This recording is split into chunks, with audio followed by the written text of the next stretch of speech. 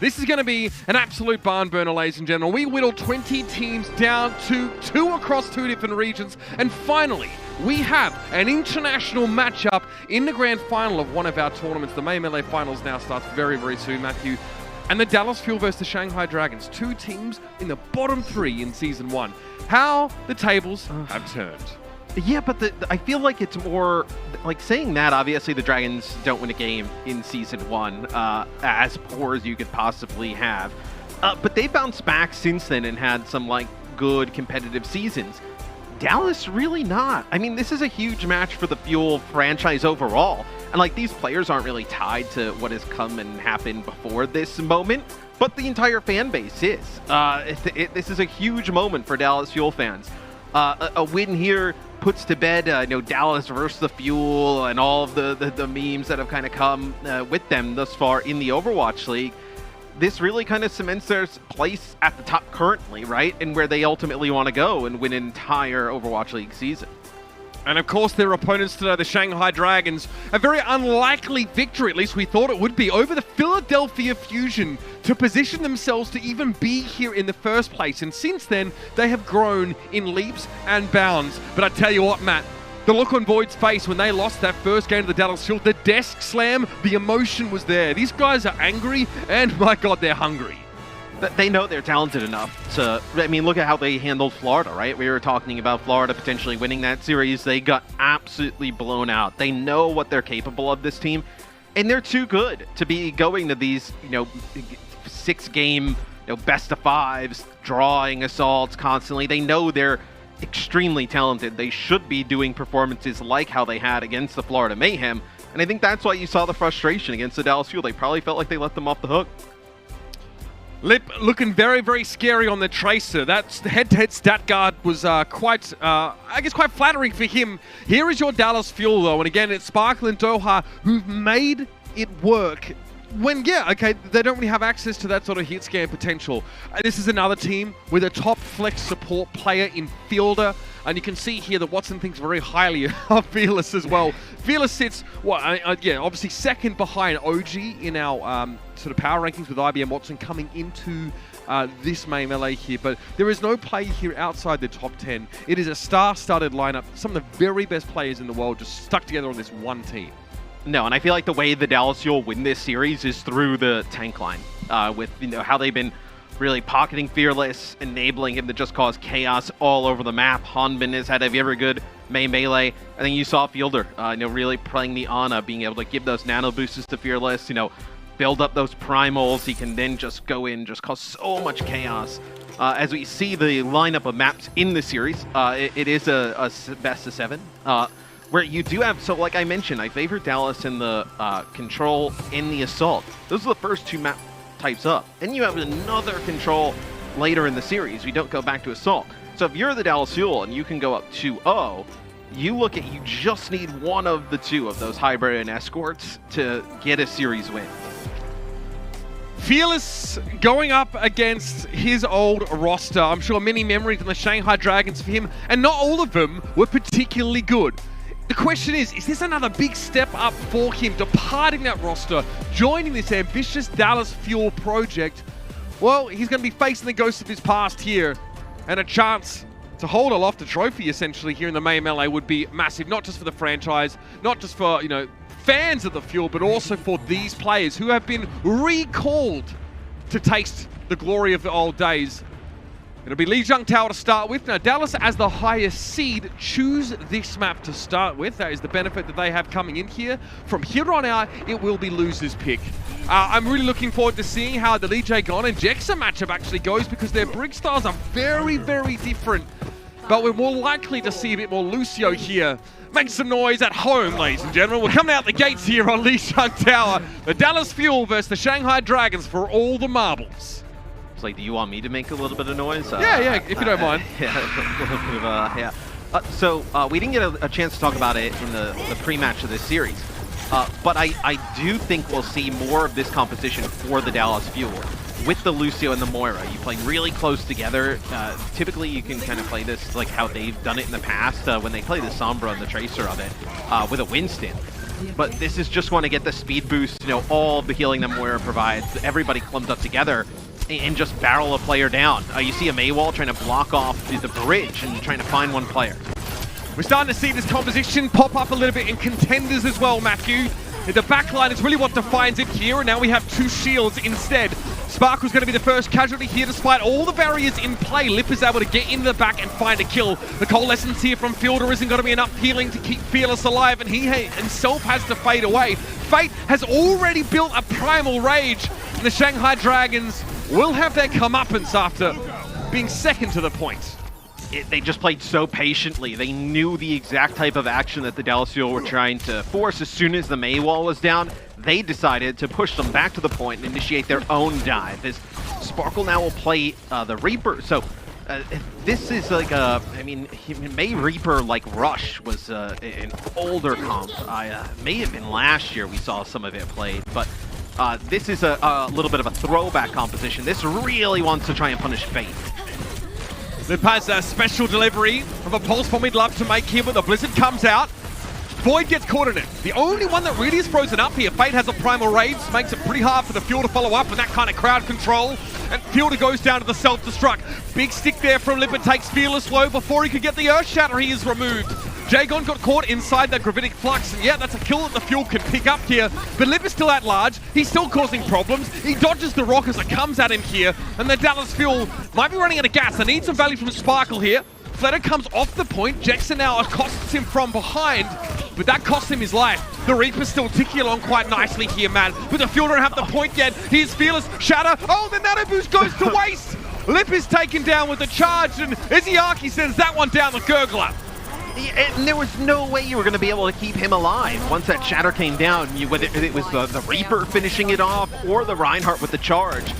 And you see there, that's another reason the Reaper is picked a lot in these types of compositions.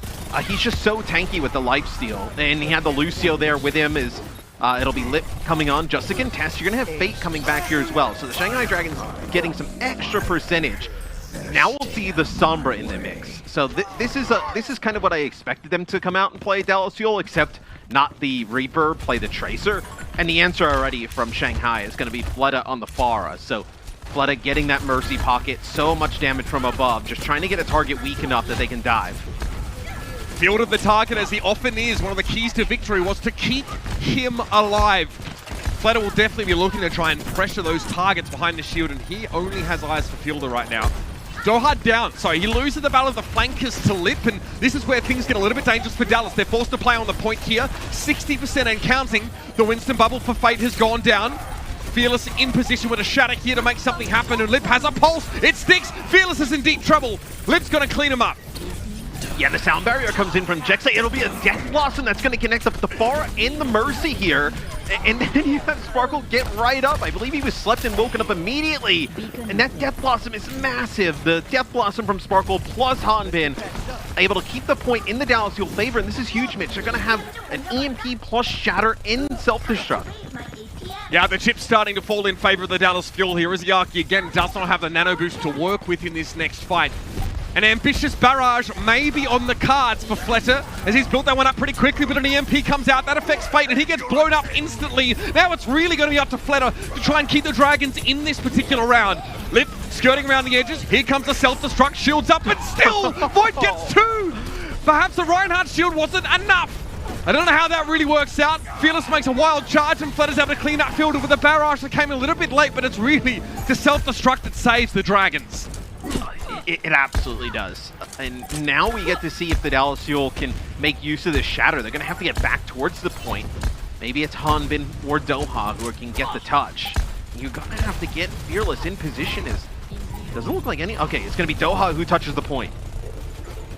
Fate and Void, stalwart on the point here. Sparker going down to Fleta early isn't ideal. There's not much Reaper can do about that airborne threat. Fearless wants to use this Shatter, but he's going to run out of help before he has an opportunity. Fielder desperately trying to keep him topped up with the coalescence, but the damage keeps coming. Fearless, Shatter, gets Fate. Can he charge? No, Fate's able to jump away. What great use of that jump pack tech to avoid the inevitable charge. Or at least it seemed that way. Lip has to be careful though. That Hammer's fighting him and he's low. Dex is going to clean him up there.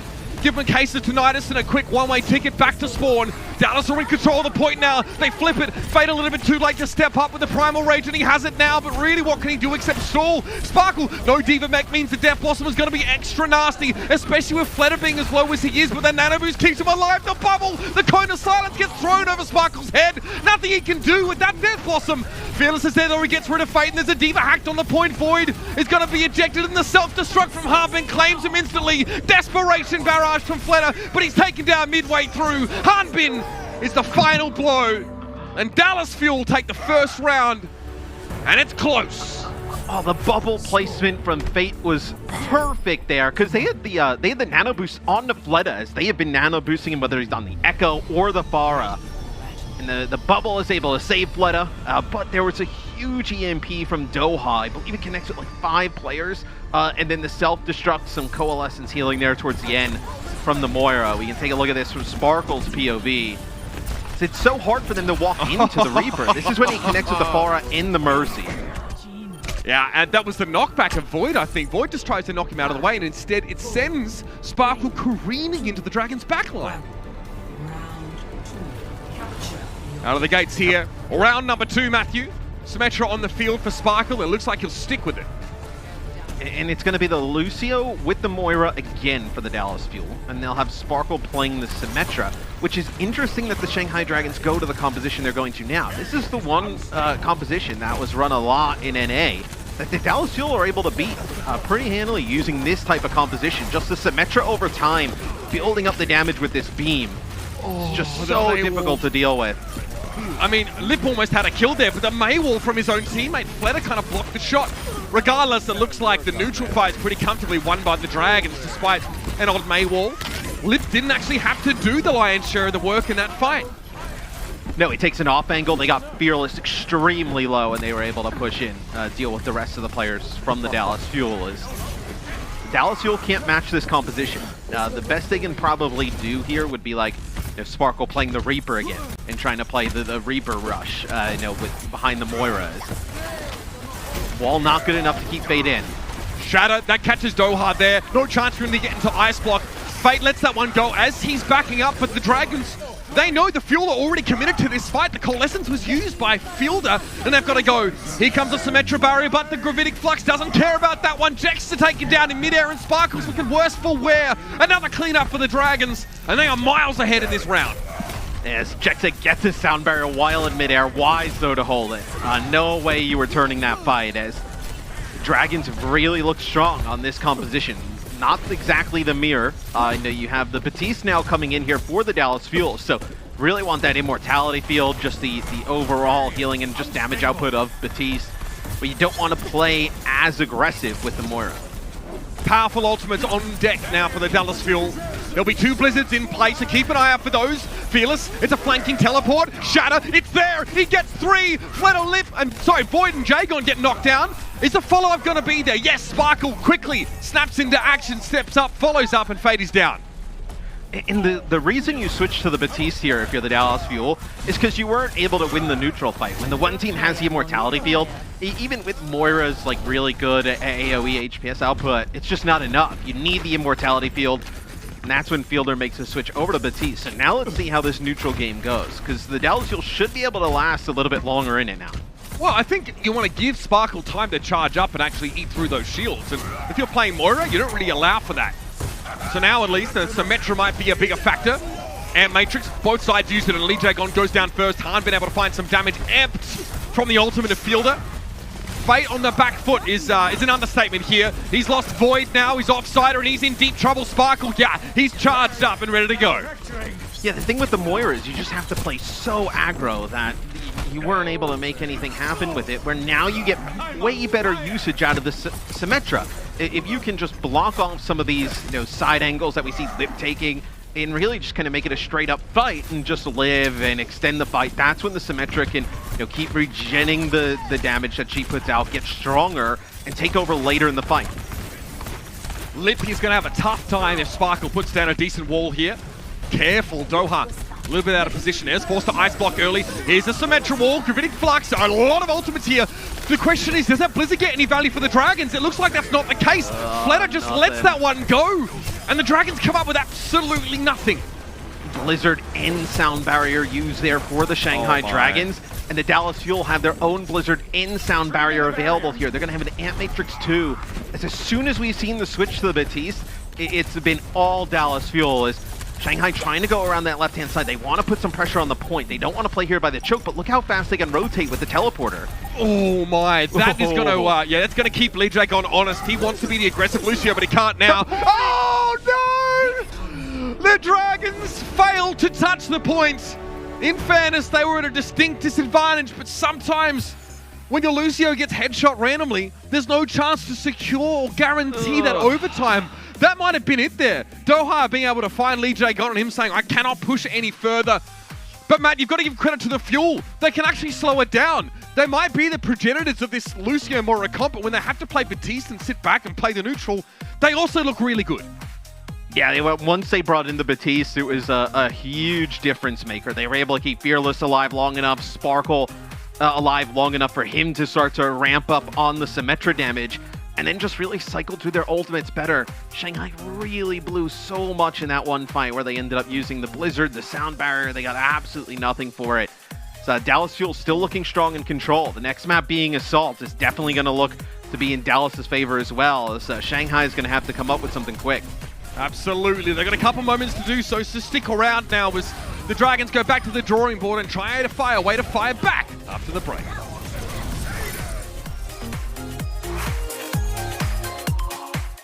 The Overwatch League is brought to you by T-Mobile, America's largest and fastest 5G network. Set your sights on the competition with T-Mobile. And by Indeed. We help people get jobs.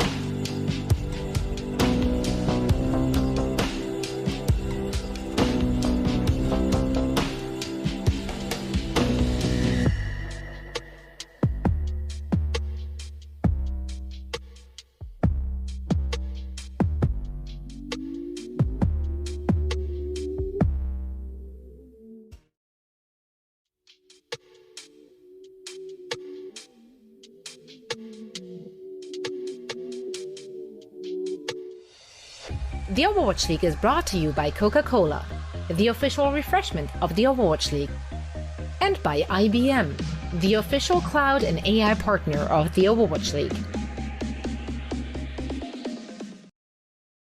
Hi, folks. Radical Hone here. The fine people down at the Overwatch League are offering you a deal that you are not gonna want to miss out on. Right now, for a limited time only, we've got tons of these Overwatch League perks. Jimmy down at shipping must have put a couple of extra zeros at the end of the order. We got so many Overwatch League perks, this roof's gonna buckle. Watch out, Jimmy. The boy's sweet, but if brains were leather, well, he'd have about enough to saddle a June bug. Just click right down here, connect your YouTube account to your Battle.net account, and by God, you're gonna start seeing these league tokens stack up higher than a Georgia pine. I've got legendary skins, I've got Overwatch League skins, and more to come. So come on, folks. Connect those accounts, get those perks, and let's make sure Jimmy here gets to keep his job. I'll tell you, his brain rattles around like a BB in a boxcar. That boy could flunk a blood test. There's a tree stump in Louisiana with a higher IQ. He's so stupid, he's my uncle and my brother. Overwatch League perks.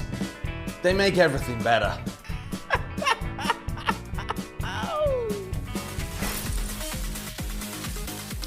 The votes are in, ladies and gentlemen. That's right. Fans that tune into the May Melee tournament from May 6th through May 8th, that's right now, by the way, can earn the Ana Overwatch League home and away skins. The away skins look really clean. You can link your account on YouTube today. Same way you get your tokens, fam. And yeah, looking forward to seeing what it'll be next month. But as an Ana main, I'm particularly happy with this one. Here's our top 10 tanks with our power rankings with IBM Watson coming into the May Melee tournament, Matt. And yes, obviously Void there at number 9. But both Fearless and Hanmin sit in the top 5. And we kind of hinted at that might be the point of strength for this Dallas Fuel roster in the matchup. It's not really surprising. The Dallas Fuel, they don't have that McCree player that a lot of other teams do have. And they've just been playing a lot through these tanks. You see the difference that Fearless makes on the map. It's definitely easy to see. And Hanbin as well. Just tremendous player last year with the Paris Eternal, not missing a beat here now with the Dallas Fuel. So, the next map in the series, Mitch, is obviously the Shanghai Dragons pick. We do go to the Temple of Anubis, so this is interesting. Anubis, you can't really play like the Moira. I mean, you could play like Moira Lucio like on point 2, but really at the start you can't. There's good Widowmaker sightlines, which the Dallas Fuel can't utilize. A good Echo map, kind of forcing them into maybe like an Echo matchup. So Shanghai definitely trying to force the issue here, coming up with some different types of compositions that maybe the Dallas Fuel can't match. Right, you teased this and said, like, generally speaking, this map type is a pretty good one for the Dallas Fuel, and you can see here way back in 2018, the Fuel have one of the fastest all-time runs on this particular map. But specifically, the Temple of Anubis might not lend itself to Dallas's core strengths in the same way as, I don't know, Volskaya or Hanamura, for that matter. Bear in mind, there's a lot on the line today. Obviously, we talk about sort of all these storylines of Fearless going up against his old team and yada, yada, yada. But I mean, there's 100K for first place, and even more importantly, 3 regular season match wins. Now, for Dallas, that's really relevant because they go 2-2 in the qualifiers, in the lead up to this event, right? So that rockets them straight to the top of the Western region in terms of those wins. That's a big deal. And it gives them a little bit of a buffer right through the other tournaments if they don't place as high, run into a bad meta. But you think that with the Dallas Fuel, with how this team's constructed, and Tasmo Hastro said that they want to add another damage dealer to the lineup, it could be a team that just gets better throughout the season. It's not one that think you look at it now and say this is their peak. I mean, who knows? I mean, especially with next month on the horizon, hero pools might even be a factor as well. Changes in the way that teams approach and this constantly evolving meta that might actually have to grapple with that reality of the sort of Lucio Moira compositions that start popping up a little bit more. There's a lot to be looking forward to here, and we can expect things to change a whole lot. But for now, Dallas are thinking about exactly how they extricate themselves from some uglier matchups for them. Because you see here, Matt, the Dragons have lit on the Ashe. Yeah, it'll be Ashe with the Echo on defense, and you have the Mercy pocket. So this is something you're not going to see like Ashe come out for the Dallas Fuel.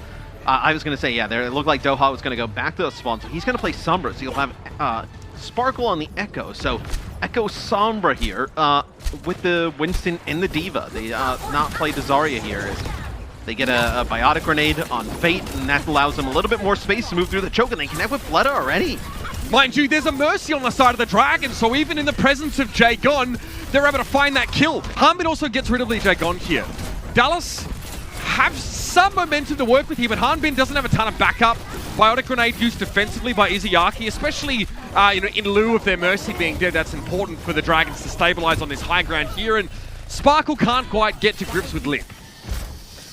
So you do have first blood drawn by the Dallas Fuel, but not enough to be able to get a push and make some type of progress on the point. But have to be careful. The focusing beam from Echo kills you in the blink of an eye. If Fleta even gets a little bit low, they're going to try and take advantage of that. Get back in the fight. Again, the Dallas Fuel's composition may be one also designed to punish Fate or Void for extending too far. Look at that! See how they react when they see Fate pop up? He's going to get given a nano boost though, and Fielder's going to have to do the same for Fearless. Doha is clinging onto life right now, but it's about what Fearless can do here. He gets Coach Gun backwards as Hanbin is desuited. Fate is slept though, so that's a huge pick. Now Dallas could move with some momentum, but instantly Izayaki douses them in a Biotic Grenade. Two players can't be healed, and that stuffs Dallas's momentum. Yeah, the Biotic Grenade there from Izayaki was huge. If he doesn't connect with that, maybe the Dallas Fuel are able to regroup and do something with that, but they also are trying to get, it was Doha who was getting hacks onto Fleta. So trying to limit the amount of duplicates, primal rages that Fleta can go in and cause. Ooh, the damage boost headshot there from the Ashe. Not going to live through that. Nicely done by Lip, and he is absolutely keeping himself at a safe distance here. You see Void and Fate are just sort of interposed between him and the rest of the Dallas Fuel. Fleta also staying at a rather respectful distance, but there's a duplicate available for both Echoes. This could get messy. Fleta, okay, duplicates into a Brigitte here, but he isn't really close enough or in range to anyone to build up that rally, so he might not have a lot of healing available. Now with Fate going down, this could be a problem. The teams trade their main tanks. Jackson uses rally, Sleek Dart on towards Void, but what can Dallas do with that? They get a Biotic Grenade onto Lip. That's gigantic. Sparkle also nano boost. I think he gives that one over to Hanbin here, and the Fuel are cooking with gas. Yes, they want to get Hanbin on the point. They want to push up. They know that Fate is coming back, and he's going to have a Primal Rage. It's a big D-Mech, though, and it's going to be another nano here. This time, this is the one from Fielder, not from Sparkle coming in on Hanbin, as they push him all the way through. Void can't remech, but that might not be an issue. Fate gets a very timely Primal Rage to clear up the point, and now Hanbin doesn't have any healers whatsoever. Looking for Lip, gets him very low. Lip has to get attended to by Jagon, but again, the Dallas Fuel pull up short. Only one tick on capture, and there's 40 seconds left, Matt. But with Fleta having the, he puts down enough damage on Doha and then Lip finishes him off. You're not gonna be able to just ignore him, right? He's in the sky on the Echo. We know how good Fleta is already, last season's MVP. Just a damage boost, no hit scan on the other side to even threaten him. He's gonna pop off, picks up a bunch of kills towards the end. This will be Sparkle over to Tracer. This EMP from Doha has to be big if they're going to make any progress on point A. Absolutely. The Fuel aren't primed. They're not teched up for a long fight, Matthew. They've got Moira and they've got Lucio, and neither have key ultimates available. This is going to have to happen right now. That's an EMP, but Fleta somehow still gets a duplicate, and it's on a key target, the Winston, and he's charged up. He might have a primal here. Izayaki goes down, the Jexa is traded, and that's a big resurrect. Mercy's not available right now to the Fuel, and that's going to hurt them in the later fight. Again, this composition had to win a quick and decisive fight, but with Fleta getting a duplicate on a main tank and then getting a primal rage, that's huge. Hanbin self-destruct does claim the Echo, but really there's not much left to work with here for the Dallas Fuel. A pretty disappointing result, as they normally would feel confident coming into this sort of map type. Fate eats the pulse bomb. Sparkle goes down to Lip here. The Tracer duel won by the Shanghai Dragons. Wrecking Ball's done, and so are the Fuel for their attack. And no answer for the Dallas Fuel for the Echo and the Ashe setup from the Shanghai Dragons. In Shanghai, obviously know what Dallas's weakness is, right? Playing that long-range hit scan is not something that the Dallas Fuel can do, or we've seen them do. And they take advantage of it. Now, the Mercy with the pocket on the Ashe and the Echo is so strong. that really relying on these massive EMPs. But even when the EMPs are coming through, like the last one, as soon as the translocator goes in the sky, Lee Jae-gon uses the Valkyrie, so he's able to keep everybody alive even though he gets hacked. If you weren't landing those massive EMPs and taking advantage of them, you are never going to win with that composition, and they don't. They do get 50% on the point, so it's definitely not one that the Dallas Fuel are completely out of just yet, but it does not look good. This is actually reminiscent of some of the compositions that the Houston Outlaws tried to use liberally to, I mean, just exploit that lack of long-range hit scan in the Dallas Fuel's arsenal. We often saw Dante, you know, opt to go for the Echo against them, and look, it's not to say that he can do whatever he wants, but there's definitely a lot less pressure on them, and if you decide to divert resources in terms of your Mercy to that Echo, you set them up to really overperform just the role of a single DPS there. And Dallas Fuel, I mean, listen, both times they got EMPs, Matt, Flutter's able to avoid it by duplicating a key target, a durable target, and then just buy a bunch of time. The Fuel, Tracer, Echo defense, and the Dragons are going to use Lip here. The Widowmaker comes out on attack. Yeah, look, what you can do with the Widowmaker, if you just play point, if you're the Shanghai Dragons, with how much percentage you need, it's going to unlock crazy good sightlines for the Widowmaker, and all it takes is, you know, Lip to hit one shot to seal the deal. That's going to be Fearless down, Jexay goes down to the headshot from Lip as soon as he gets control of the choke. This should be Shanghai just rolling on in. You can see the desperation. Doha tries to use Focusing Beam on a full health target, and it's really nothing more than a tickle at that point. Meticulous now from the Dragons as they really pick the Dallas Fuel apart, and they'll move to the point. This will be a pretty cut and dry map, I dare say. Temple of Anubis looks to be pretty one-sided. Fearless is doused by the grenade for him. He'll try and get away, but it's unlikely. He'll buy a little bit more time, but that is going to be that, and it's a tied series here. The Dragons know exactly what map to go to, Matt, and the Fuel don't really have an answer. It's a fantastic map choice here for the Shanghai Dragons. If they would have went like Hanamura or Volskaya, a lot of other different kind of compositions that the Dallas Fuel can play to really avoid what they've avoided the entire tournament. Here they can't.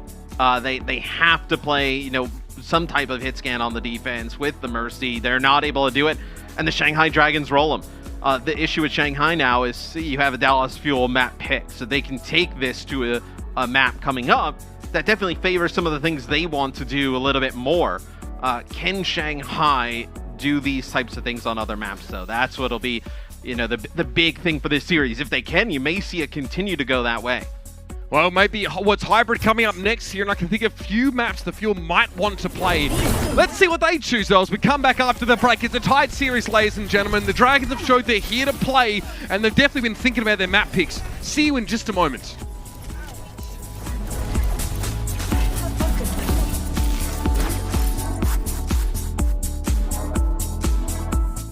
The Overwatch League is brought to you by T-Mobile, America's largest and fastest 5G network. Set your sights on the competition with T-Mobile. And by State Farm. For auto, home, or renters insurance, like a good neighbor, State Farm is there.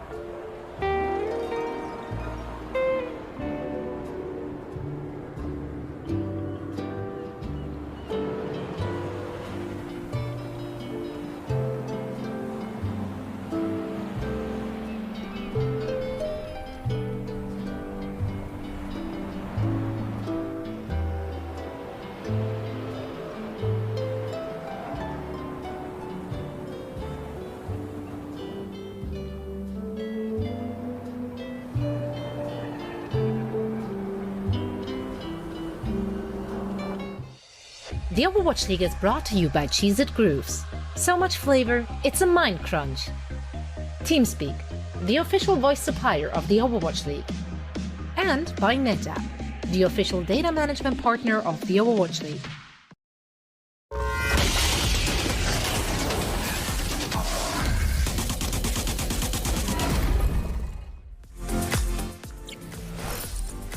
Well, you want to know who's causing all this heartbreak for Dallas Fuel fans and backline players alike? It's this man on your screen. It's your Indeed player resume featuring Lip. Someone, and we forget this sometimes, I feel, but was a role star for Damage last year. Primarily, the Sombra was one of his most impressive picks. But what's shocked me so much about Lip so far, Matt, is that he busts out the Tracer yesterday after not really playing it at all so far this year, and had some actually disgusting statistics on that particular hero. So looking like an absolute natural, looking like a, already a player emerging as an MVP candidate with just how overperforming he is on that role that he rarely played much. Yeah, now we know he's very strong on Sombra, the Ashe, Widowmaker. That time you saw him on the Ashe and the Widow on Anubis, which in the first time these teams played ended up in a draw. So Shanghai's able to take that one. In the first series between these teams as well, the next map is King's Row, as you see, but Dallas Fuel actually decided on Hybrid to choose Gibraltar. So this time they go King's Row, and maybe they want to go Gibraltar towards the end of the series, or they've seen some things. Gibraltar was really close, that they feel like they don't want to see Gibraltar. They want to go to King's Row here and maybe try and force something different. All right, well, it's going to be the kind of map perhaps where the Dallas Fuel do get to leverage that Reinhardt play that's looked really very good for them. Some of Fate's best statistics over the main melee have emerged from playing Wrecking Ball primarily, which is something we see Fearless do less of. Yeah, I mean, that's kind of what I meant, where they did pick Gibraltar in the previous series, but then we also had Blizzard World in the series between these two teams. That was actually a Dragons pick. So they wanted to play the Wrecking Ball there. Dallas Fuel doesn't want to play those Wrecking Ball compositions. Sure. They want to have Fearless be able to play the Reinhardt and the Winston, so that's why you end up picking King's Row here.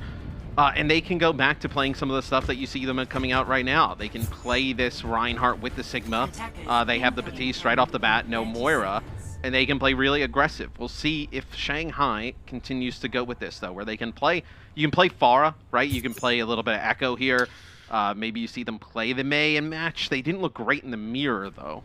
Some might be wondering why no Moira here on the defense for the Fuel, Matt. Different approach with the Batiste in here. I mean, the Batiste was so much more effective on Lijiang Tower, right? As soon as they brought in the Batiste, they were able to live, sustain in these fights. The Immortality field's massive. They weren't able to do that with the Moira in play. The Batiste also gives them a little bit of damage to the players up in the sky. So it'll be the Echo plus... no, it's going to be the Pharah. So Pharah plus Ashe here for Shanghai. This is a ton of damage, especially with the Mercy Pocket. In the same way that Batiste benefits the Fuel in longer fights, so does Flutter on the Pharah for the Dragons. Now it's really about how we can isolate individuals, and look at this already. Ice Block gets forced out, and Flutter is going to be dangerous in this corner. Someone's got to stop him. And Accretion catches him, but he's already gotten Sparkle, and now he's about to get into the cookie jar big time, Matt. Complete control on the point here. With how much damage he puts down, you can't rush somebody down. And you see the Shanghai, they back them up into the corner. They don't push in right away. They just let Flutter just keep poking the damage as Sparkle comes back on the Soldier 76. But again, Hanbin's already been taken down, so that's one shield out of the picture. Void, okay, a little bit too close. Flew too close to the sun, maybe. Fielder looking in a dangerous position right now, but Flutter definitely gets around the amplification matrix so he can't get taken down by Batiste's damage and gets rid of Fearless. This is an elite performance right now from Flutter on the Pharah. You're going to have to change something for the Dallas Fuel, and maybe it is the Soldier 76. It's not... it's not the hit scan of choice, but if that's what you can play, that's what you can play. Is letting out he'll lock in Echo. Not a ringing endorsement for Soldier 76. I know. Really not. I mean, just the McCree's a bit better with the flashbang. Just a little bit better. So we'll see now though. Sparkle on the Soldier. At least this is gonna make Flutter worry a bit. Consistent damage, and there's definitely going to be consistent pressure as a result of Sparkle firing away with the heavy pulse rifle here. But again, that crowd control, the stun potential's not really there. So what does Sparkle do from this position? Not a whole lot. We're looking at him just trying to find some opportunity. Fearless cleans up Fate. He gets frozen, goes a little bit too close to the May here. But Lee J gone. What a perfect way. Just hovers below the windowsill, gets the resurrect. Now it's going to be Doha forced into an ice block. Comes out, not full health, by the way. Lip deals with Fearless and is the Yaki. That's nice. Bionic Grenade catches 2, and the Fueler struggling to find out how to deal with the Dragons' very airborne composition. Yeah, this is not looking good for the Dallas Fuel in the sense that the Shanghai Dragons made this work on the Temple of Anubis, dominated there so far. They see no answer again for the for what the composition they're running. The Dallas Fuel may try and get a touch here. They have a speed boost. You have a shatter here for Fearless, but look at that shield, just taking so much damage. He shattered and he got slapped! He loses his ultimate entirely! Fearless, he doesn't have time to worry about that though. They managed to get rid of Flutter. He was brought back into the fight, but there's now going to be a sound barrier for the Dallas Fuel. Sparkle is going to return with a tactical visor, but Fearless's shield can only hold out so long. Harbin now has to deploy the defense matrix to give Reinhardt a time to recharge, and they step off the card.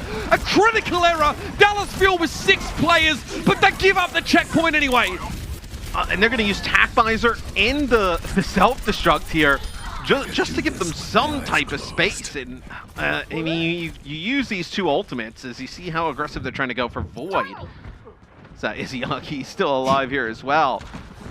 So coming back for this next fight, all the Dallas Fuel are going to have is this Amp Matrix. So you can nano Fate here, send him in, you have the Bob. You're still in tremendous position for Shanghai. Fate rebuffed briefly, but still looking to find his way into the backline. Amp Matrix, he stepped past it, into the backline now. Flutter goes down to an amped Fire Strike from Fearless. That is not easy to do as a Reinhardt player. And now with Fate going down, the Fuel should be able to re-assume control. Crucially, there were some ultimates used in that fight as Izuyaki and Fate use their ultimates. And the Dragons get nothing for it, but Matt, please don't tell me. The narrative was all about Dallas Fuel overcoming their lack of hit scan player. Surely the story of them losing a map here, or potentially the series, can't have anything to do with that. Surely it's not they lose because they can't play long-range hit scan. I mean, considering how many metas and whatnot have been dominated by that long-range hit scan, it's not something out of the question, but that'll be a 5-player EMP for Doha. And this will be a copy, though, from Fleta onto the D.Va, so you're going to have an extra tank out on the field as they take out Fearless. He's just getting blown up, man. When you have the Echo in the mix, in the ashes, this will be a self-destruct into the back. Doesn't connect anything. No, but there was no Reinhardt in play, Matt, so the Fuel all had to run out of line of sight. They had to give up all this extra space because their Ryan couldn't just stand with his shield up and protect them from the blast. And they gave up strong positions, which means the Drags can continue stuffing them back into the corner here. Again, Fate goes a little too far, but Doha still picked up by Void. Still going to be crucial here as neither DPS player from the Fuel really has ultimates, and here's another bomb. 2 bombs in the space of 30 seconds, neither find kills, but both force Dallas out of ideal positioning. Now they're stuck in the corner. Uncle Dursley's put him in the bloody closet under the stairs, but they've got to fight back. They're going to emancipate themselves here. Let's hear from the Shanghai Dragons and some of their comms in these last moments.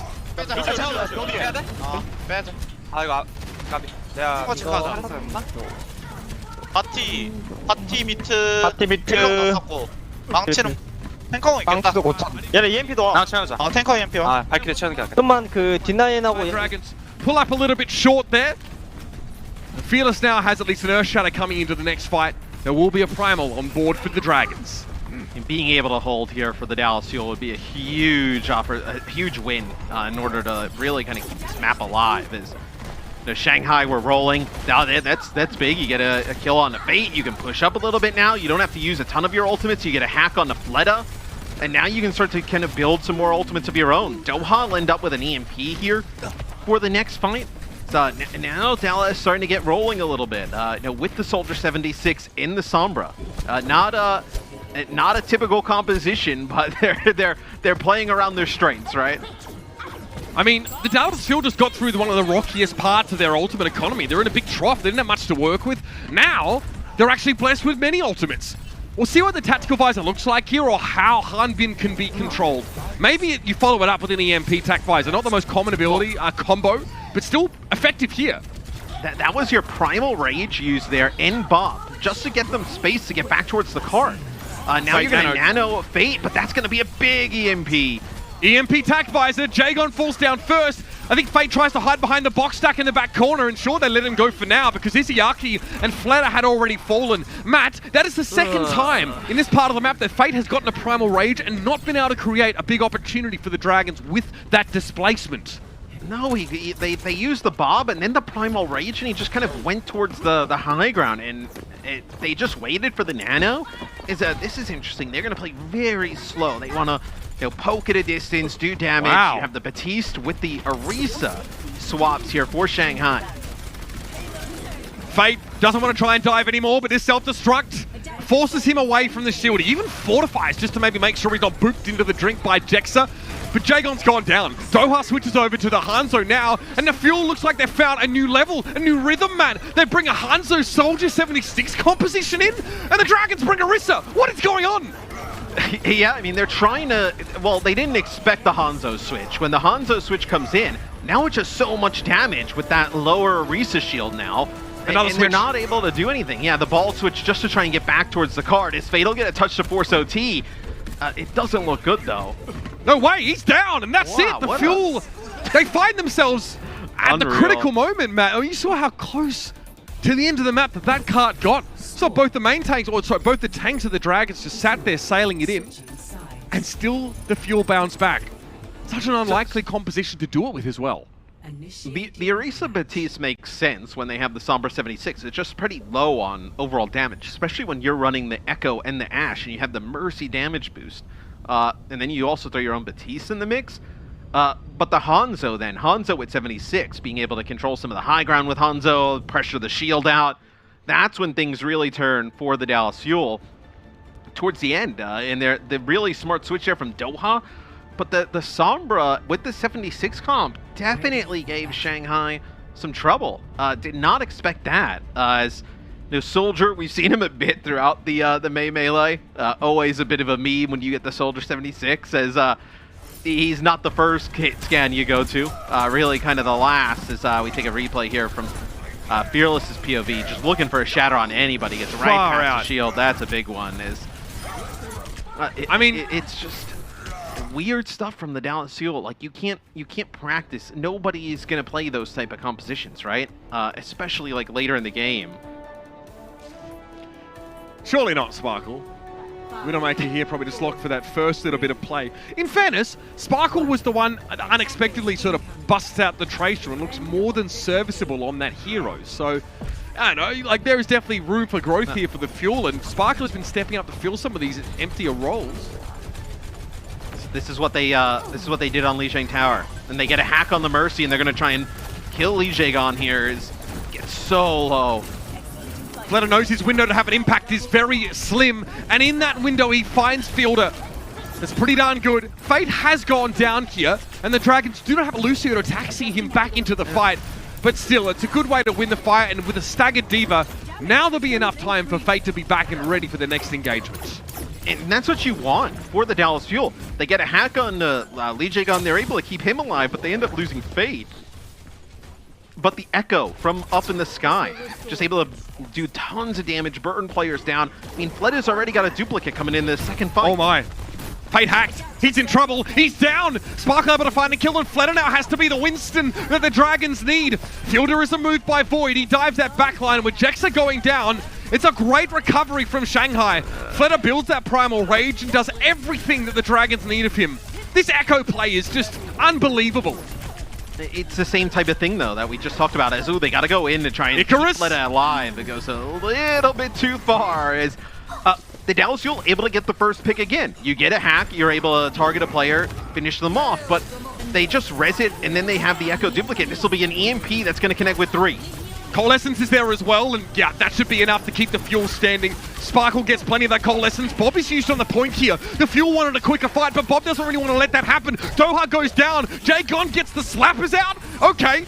Fearless is the Primal Rage now, is able to isolate Lijiang, who gets the Nano Boost. The Dragons care so much about keeping their Mercy alive, and in the fight that it's Lijiang that gets a Nano, and they're still fighting. Sound Barrier now comes out from the Dallas Fuel, and Sparkle has a Death Blossom, time to bring it down. And so Lip and Izayaki crumble.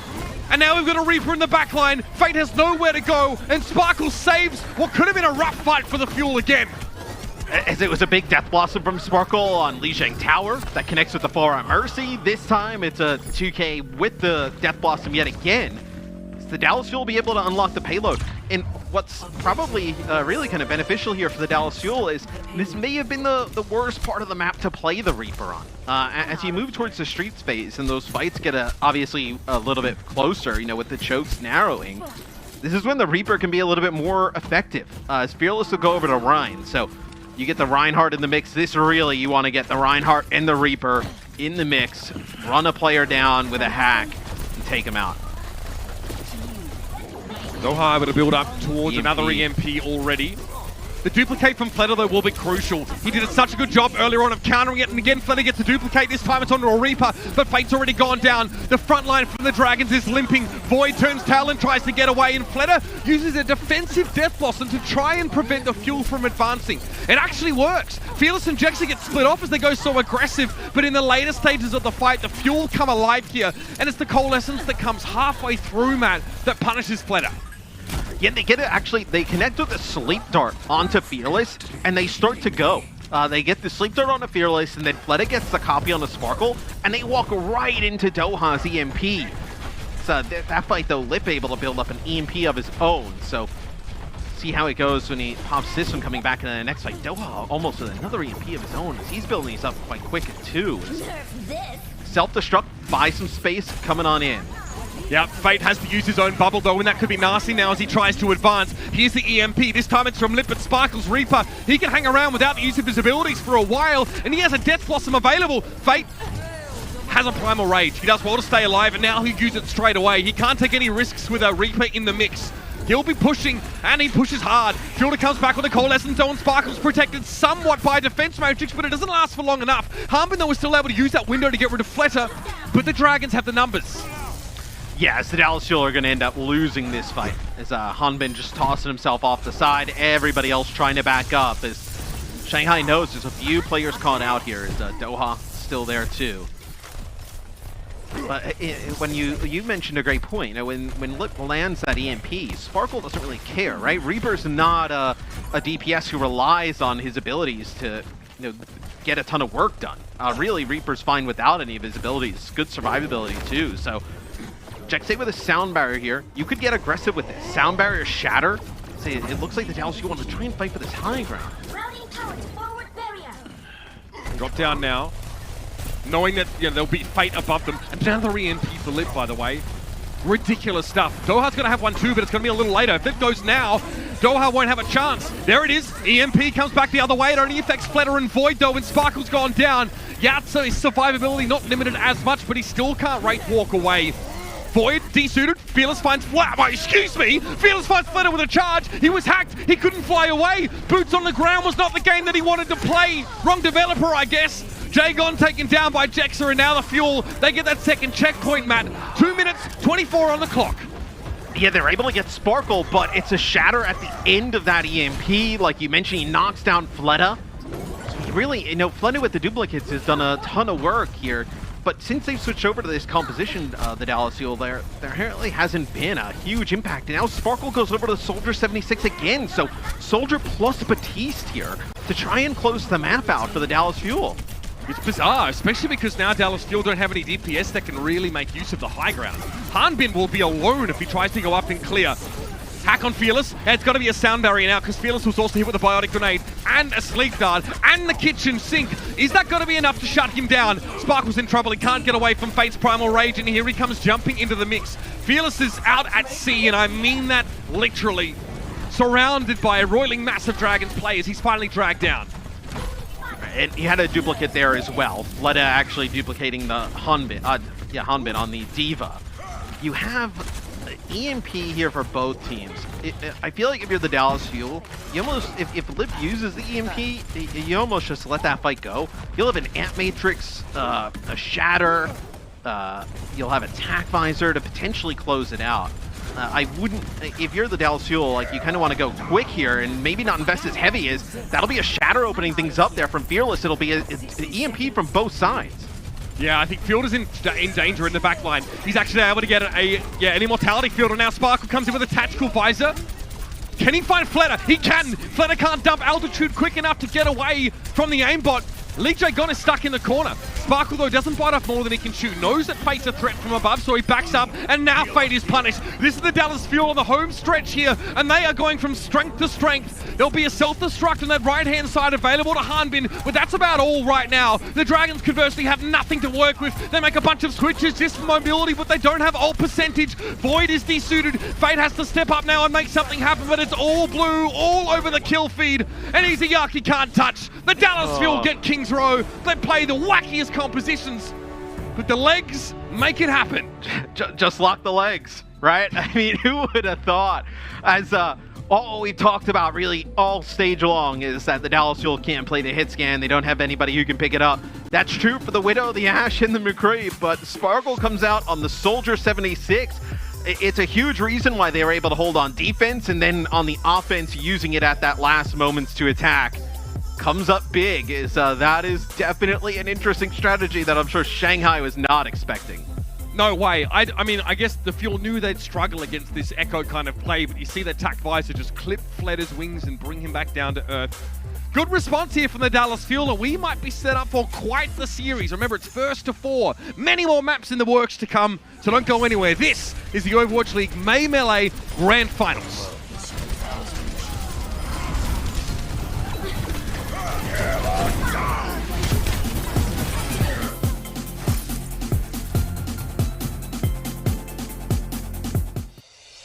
Coca-Cola is the official refreshment of the Overwatch League.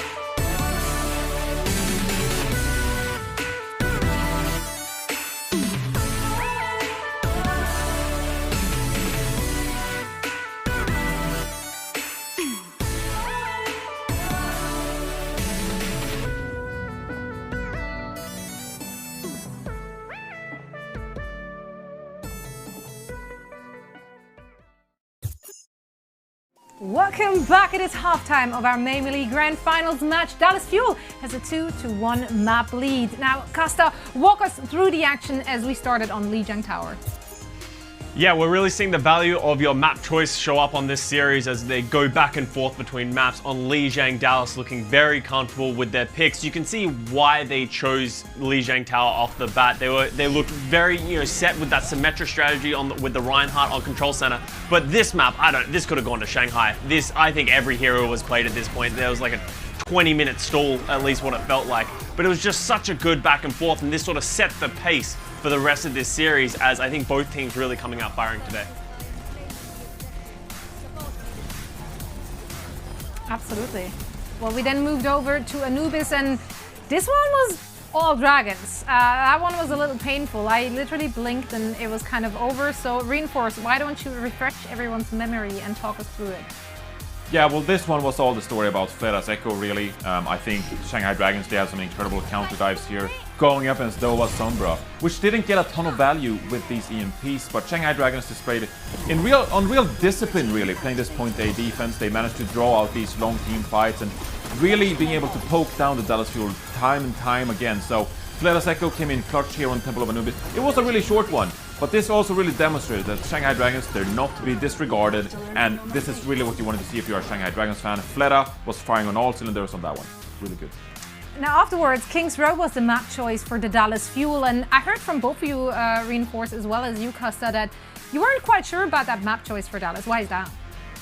Yeah, it's a weird one. We've seen a lot of, as much as it doesn't seem like it, you can get a lot of air superiority here, and we saw that Fleta comes out on that fire on that first point and just looked to take it the whole way home. Shanghai Dragons looking very dominant, and you can see Dallas not really having a great solution with a lot of their hero picks, and they just weren't very comfortable. Obviously, they did have a good hold at the end, but I don't know. I just wasn't really sold on everything that we saw from the Dallas Fuel and why they would take them there. Obviously got there at the end, but I think that's more on Shanghai Dragons making some really poor mistakes on that third point with their engages. Well, I want to talk about the hero picks here specifically. Reinforce, Sparkle going back to that 76 again, showing them legs. Bring out the legs. It's not a very common pick right now. Why does he make it work? Why does he pick it? What's the thought behind this, you think? I mean, it's incredibly niche, and neither me or Costa were going to sit here and say that it was the obvious pick, because this really wasn't the obvious pick.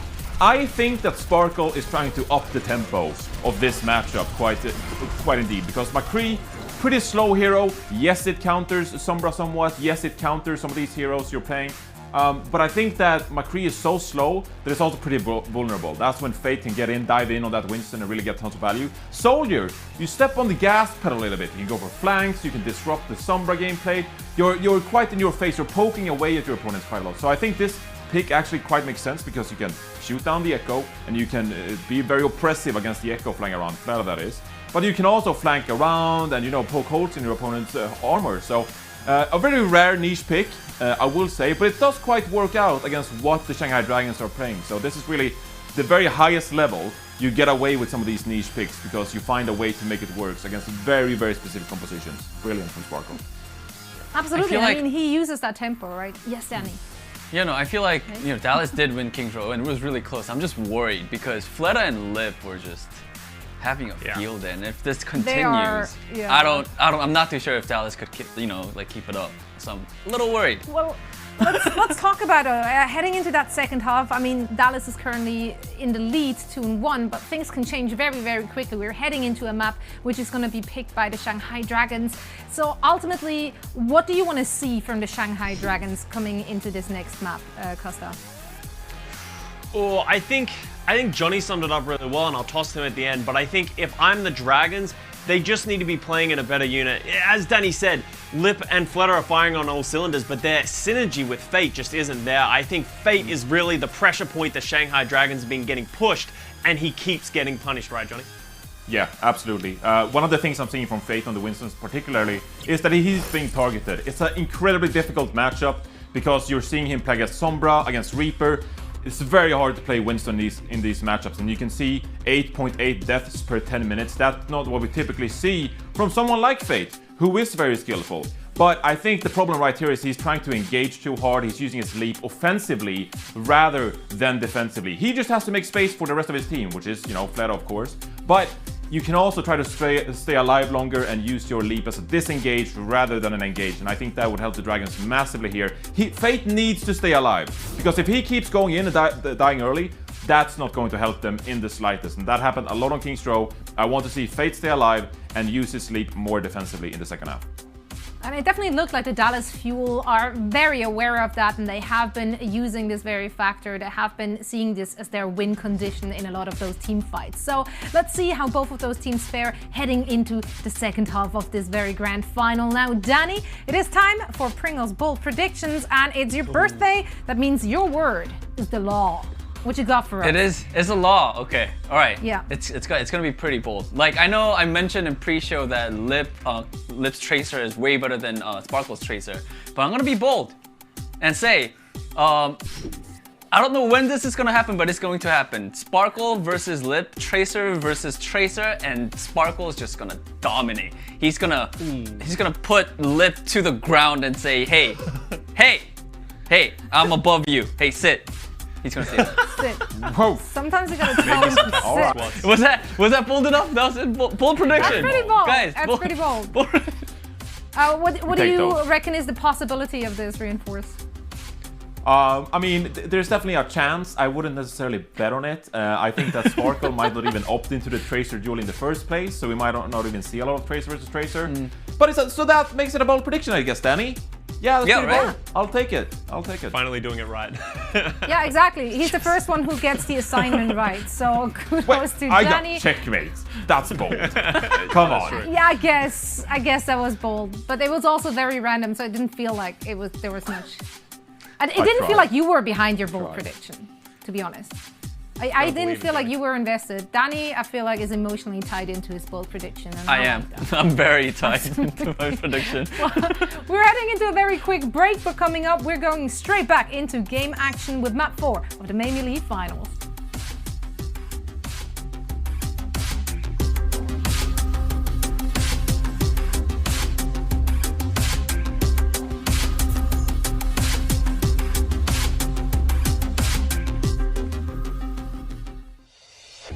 The Overwatch League is brought to you by Pringles. Stay in the game. Hey, this is where we dance. This is where we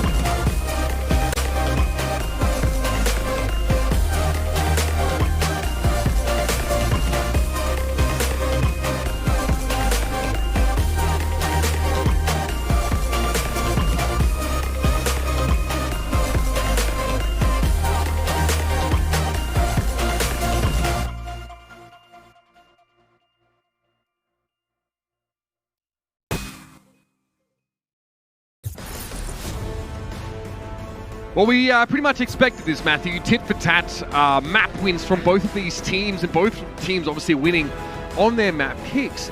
Obviously, with two teams that we have here, the Dragons and the Fuel, that have very different styles, or at least different strengths in different areas. Yeah. Are you really surprised to see this? Do you expect this to continue now?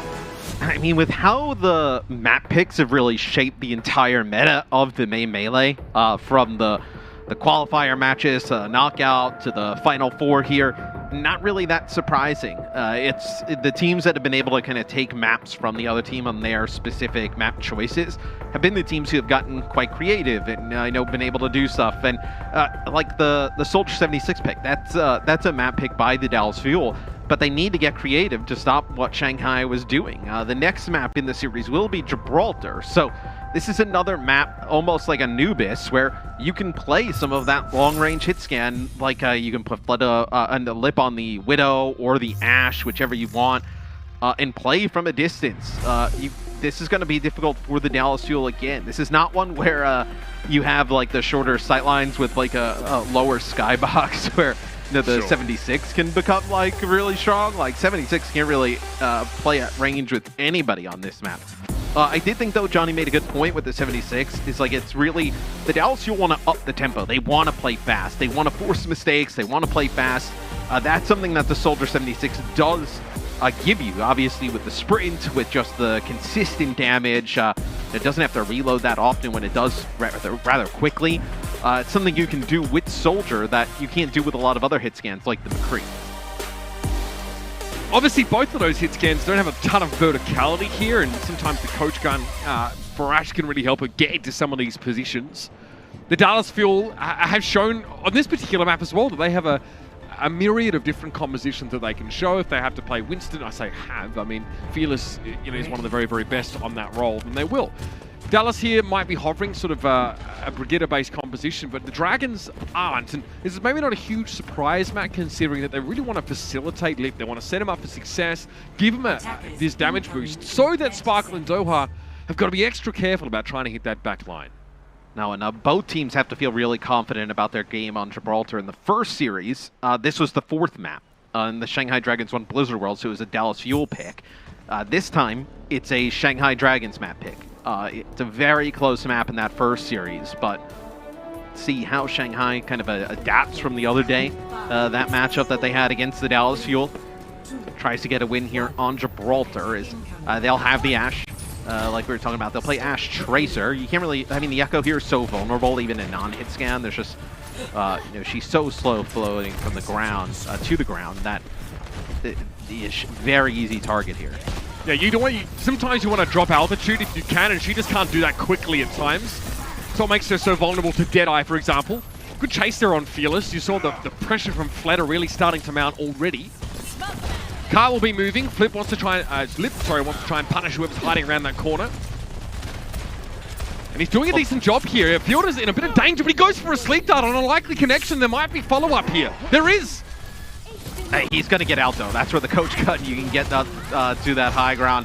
I want to say, though, Izayaki could be huge here with the Discords. The Discord plus the Ashe damage, it's going to be very difficult for Fearless and Hanbin to get in position and stay healthy when in position. Oh, that Bionic Grenade, though, that was so nasty. Fielder, what a huge connection. Fate again getting targeted. 8.8 deaths per 10 minutes in that previous map, Matt, and this one again, it looks like the Fuel are trying to shut things down from the front line first. Izayaki tries for a salvo of orbs there, but can't stay alive with a nano-boosted Winston. Fearless won't overcommit here, but get a bit of extra damage because he wants his primal as soon as possible. And there's a hacked mini health pack. He'll be able to get multiple of those, but Void chases him down. He needed time to heal up, and Void didn't want to give it. And the cart doesn't make a ton of progress because the Bob from Lip just goes on and contests the entire time. So the Dallas Fuel, they make a bit of progress, but you're not going to get very close to completing the map as Sparkle with a pulse bomb, he'll end up falling. And that was a situation he was in there like basically 1-on-5. And now for the Dallas Fuel, you have an EMP coming up. EMP plus Rally could be a big combination, but with everybody playing up on the high ground, it's going to be difficult to connect with everybody, and even if you do get the tanks, try and burst them down, it's going to be tough. Transcendence available for Izayaki here, which likely means he'd have to drop off the high ground in order to provide that. And there's still a risk of getting hit with a Bionic Grenade for anyone but him. He'll be invulnerable during the channel. Here's the rally.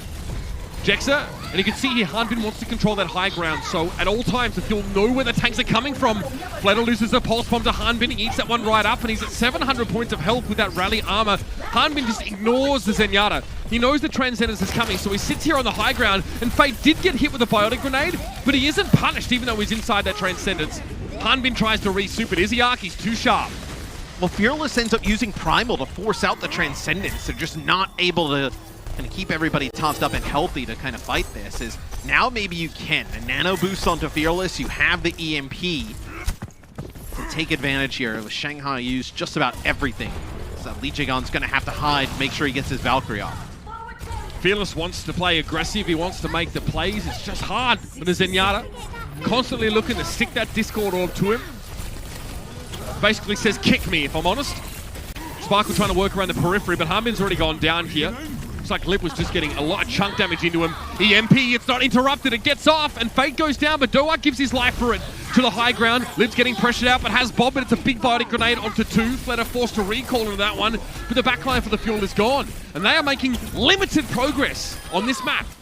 I mentioned Izayaki could be a huge difference maker, but the Mercy play has been huge here for the Shanghai Dragons. Overall in the series, being able to get a res there is massive. The Valkyrie to keep everybody topped up through the EMP. Doha will go over to the Genji to try and make something happen late. Not normally the Genji player on this team, but something with a bit of mobility is going to be required. Sparkle already on the Tracer. Quite a throwback composition, this one. Fleta wards Sparkle away from the cart. We're now into overtime. To the high ground, that was Fearless on a drive-by, trying to get up there. Fate has a Primal Rage. He's going to use it inside that small room, but Fleta goes down. Doha finds the kill, and Sparkle has a Pulse Bomb. He's waiting desperately, licking his lips for Jae-gon to come and touch the ground. That Transcendence is in play, but Pulse is still lethal to targets of 200 or less health. It gets stuck to Fate instead. He does go very low in fairness, trying to escape to the high ground. Doha gets rid of Izayaki in the switch to the Tracer Genji composition for Dallas. It works. It pays off, Matt. Void desuited on the card, and the Fuel gets to play the rest of the map. In the final moments, Fleta just dive onto the cart. Everybody now getting the back spawn here for Shanghai, but this is going to allow the Dallas Fuel to get some high ground control. So it was a pick from Doha that opened things up. Fearless with a beautiful Primal Rage, as usual. Keeps it alive, and now Lip is going to move off of the Ash. Doesn't want to try and deal with all the dive that's going to come through. Going to play his Sombra, try and catch out the, whether it's a Genji or the Hack or Fearless. Lee Jae-gon switches to Brigitte. Nanoblade here. Yeah, I mean, who would have thought we'd actually see that in this tournament? Here it is. Nanoblade goes in for Doha. He gets a lot of air and is able to stop Jae-gon before he can get potentially stunned. No dash available for Doha. Waiting 5 seconds is not an option. He eventually gets brought down by Lip, but still, the kills go in favor of the Dallas Fuel. 4v4 for a moment, but Lip gets taken down. Fleta's trying to get Fearless's attention. Couple slaps to the back of the head, like an Italian father, does the job. Now Fleta's going to return back to the card again. It's just going to be Sparkle here just to harass. And Doha, that's a switch to Echo. Which is interesting because this is like kind of something that almost Shanghai would want to play, right? With the Tracer and the Echo was the Dallas Fuel, and pulling it out here is Doha can control the high ground. Izayaki with a nano boost could use it on the Fate here. Is doing a great job controlling the payload. Jae-gon uses his bash to try and punish Sparkle, but he blinks in a direction that Lee Jae-gon does not expect. From behind, Sparkle has to recall. It was Fleta the whole time, harassing him. He's actually able to avoid the EMP because he recalled at that exact moment, but Fearless has already gone down. The self-destruct buys enough space for Lee Jae-gon and Void to get the resuit, but Doha still causing so many problems from above. He gets rid of Izayaki, that's huge. Focusing beam, Lee Jae-gon's forced away, and Hanbin's trying to chase him down. There could be the kill finish there. Doha is such a menace, and Lee Jae-gon eventually goes down. Yes, Hanbin gets desuited, but it's really just Void on the cart right now. The focusing beam takes a big chunk out of him. As soon as Fate returns to the fight, he's down to 10% of his health, but he's so annoying to deal with that bubble. Doha's trying to get through, but he gets hit with a Biotic Grenade from Izayaki. Yeah, but you're going to have Fearless use a Primal Rage up on the high ground as he gets back into the fight. They're going to deal with Void, so you just have a Fate here who's going to fall low as you have a duplicate if you wanted to finish it off, but the switches from the Dallas you'll look to have paid off because they're going to take this second checkpoint. Not a ton of time to complete the map. You players don't get this front spawn though. Yeah, as now Shanghai are going to have to play around this EMP. you know, after they lost the one player, they end up losing its fielder to Fate with a nano boost. It was Jexay with a rally to keep himself alive and then work his way back to the car. Because everybody else for the Dallas Fuel was pushing on through. They were getting kills, they were doing enough damage. You just had a scenario where you almost lost both supports. This should be a big EMP from Lip. Duplicate on the Doha. He actually got hacked instantly. Can he survive it? Lip also going very low, and somehow the Fuel keep Doha alive. He has plenty of time to build a Primal, and he has it. But Harmin's already gone down. You can see the Fate's in the backline with a Primal rage of his own. Niziaki just retreats back into the spawn. Doha realizes he has to get away, but he gets blocked by some of the piping, almost caught as a result. I wonder if you're the Dallas Fuel and you want to commit to this composition. You don't have a ton of time. That'll be a Pulse Bomb connected onto Fearless, but a Nano Boost saves him. And he has a jump pack available, so he can still actually get value out of this, and Fate might be caught. A very timely nano boost there to Fate to keep him in the fight. A big biotic grenade though. Fearless hit with that one, and he's hacked. Really nothing he can do to stay alive. Sparkle, dodging, ducking, diving, weaving. Izayaki trying to pressure. One more hit will get the job done, but he cannot catch the elusive Ana. And now Lip returns to defend. Sparkle doesn't get what he came for, but at least Dallas get rid of Fate and a big bio on the Void, who may be desuited if he doesn't run away. What? Oh no! In the spawn! They're gone down! Jacob and Izayaki go missing! I mean, that is insane. Sparkle pushes all the way into the enemy spawn, and now there's an EMP from Lip, and catches two, but he goes down instantly. The Dragons don't have the players to make a decent comeback right now, but they don't have the time to assemble their forces. Lee Jae-gon is in rally, but he's being knocked back, knock around, up and down, off the map, you better believe it. Fleta taken down by the self-destruct, and there it is, the Fuel getter done. A lot of rough and tumble there, but the double pulse bomb from Sparkle was instrumental. Oh, we got to see that again. It didn't look great, right? He was in that 1v1 against Lip. He's got like 50 HPs. He's in, he's out. It didn't look like very decisive. Goes right back in, and both supports in the spawn door. The Ana and the Brig, those are huge kills, especially because Lee Jae-gon had a rally.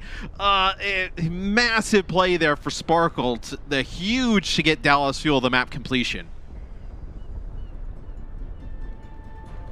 They barely got past point A, Matthew. Really looked like they struggled to deal with the mercy boosted Ashe play from the Dragons. Fate was also being very annoying, and again the Zenyatta for Izayaki made it hard for Fearless to go as far as he normally did, but here's how those last moments went. Look at how this stick works.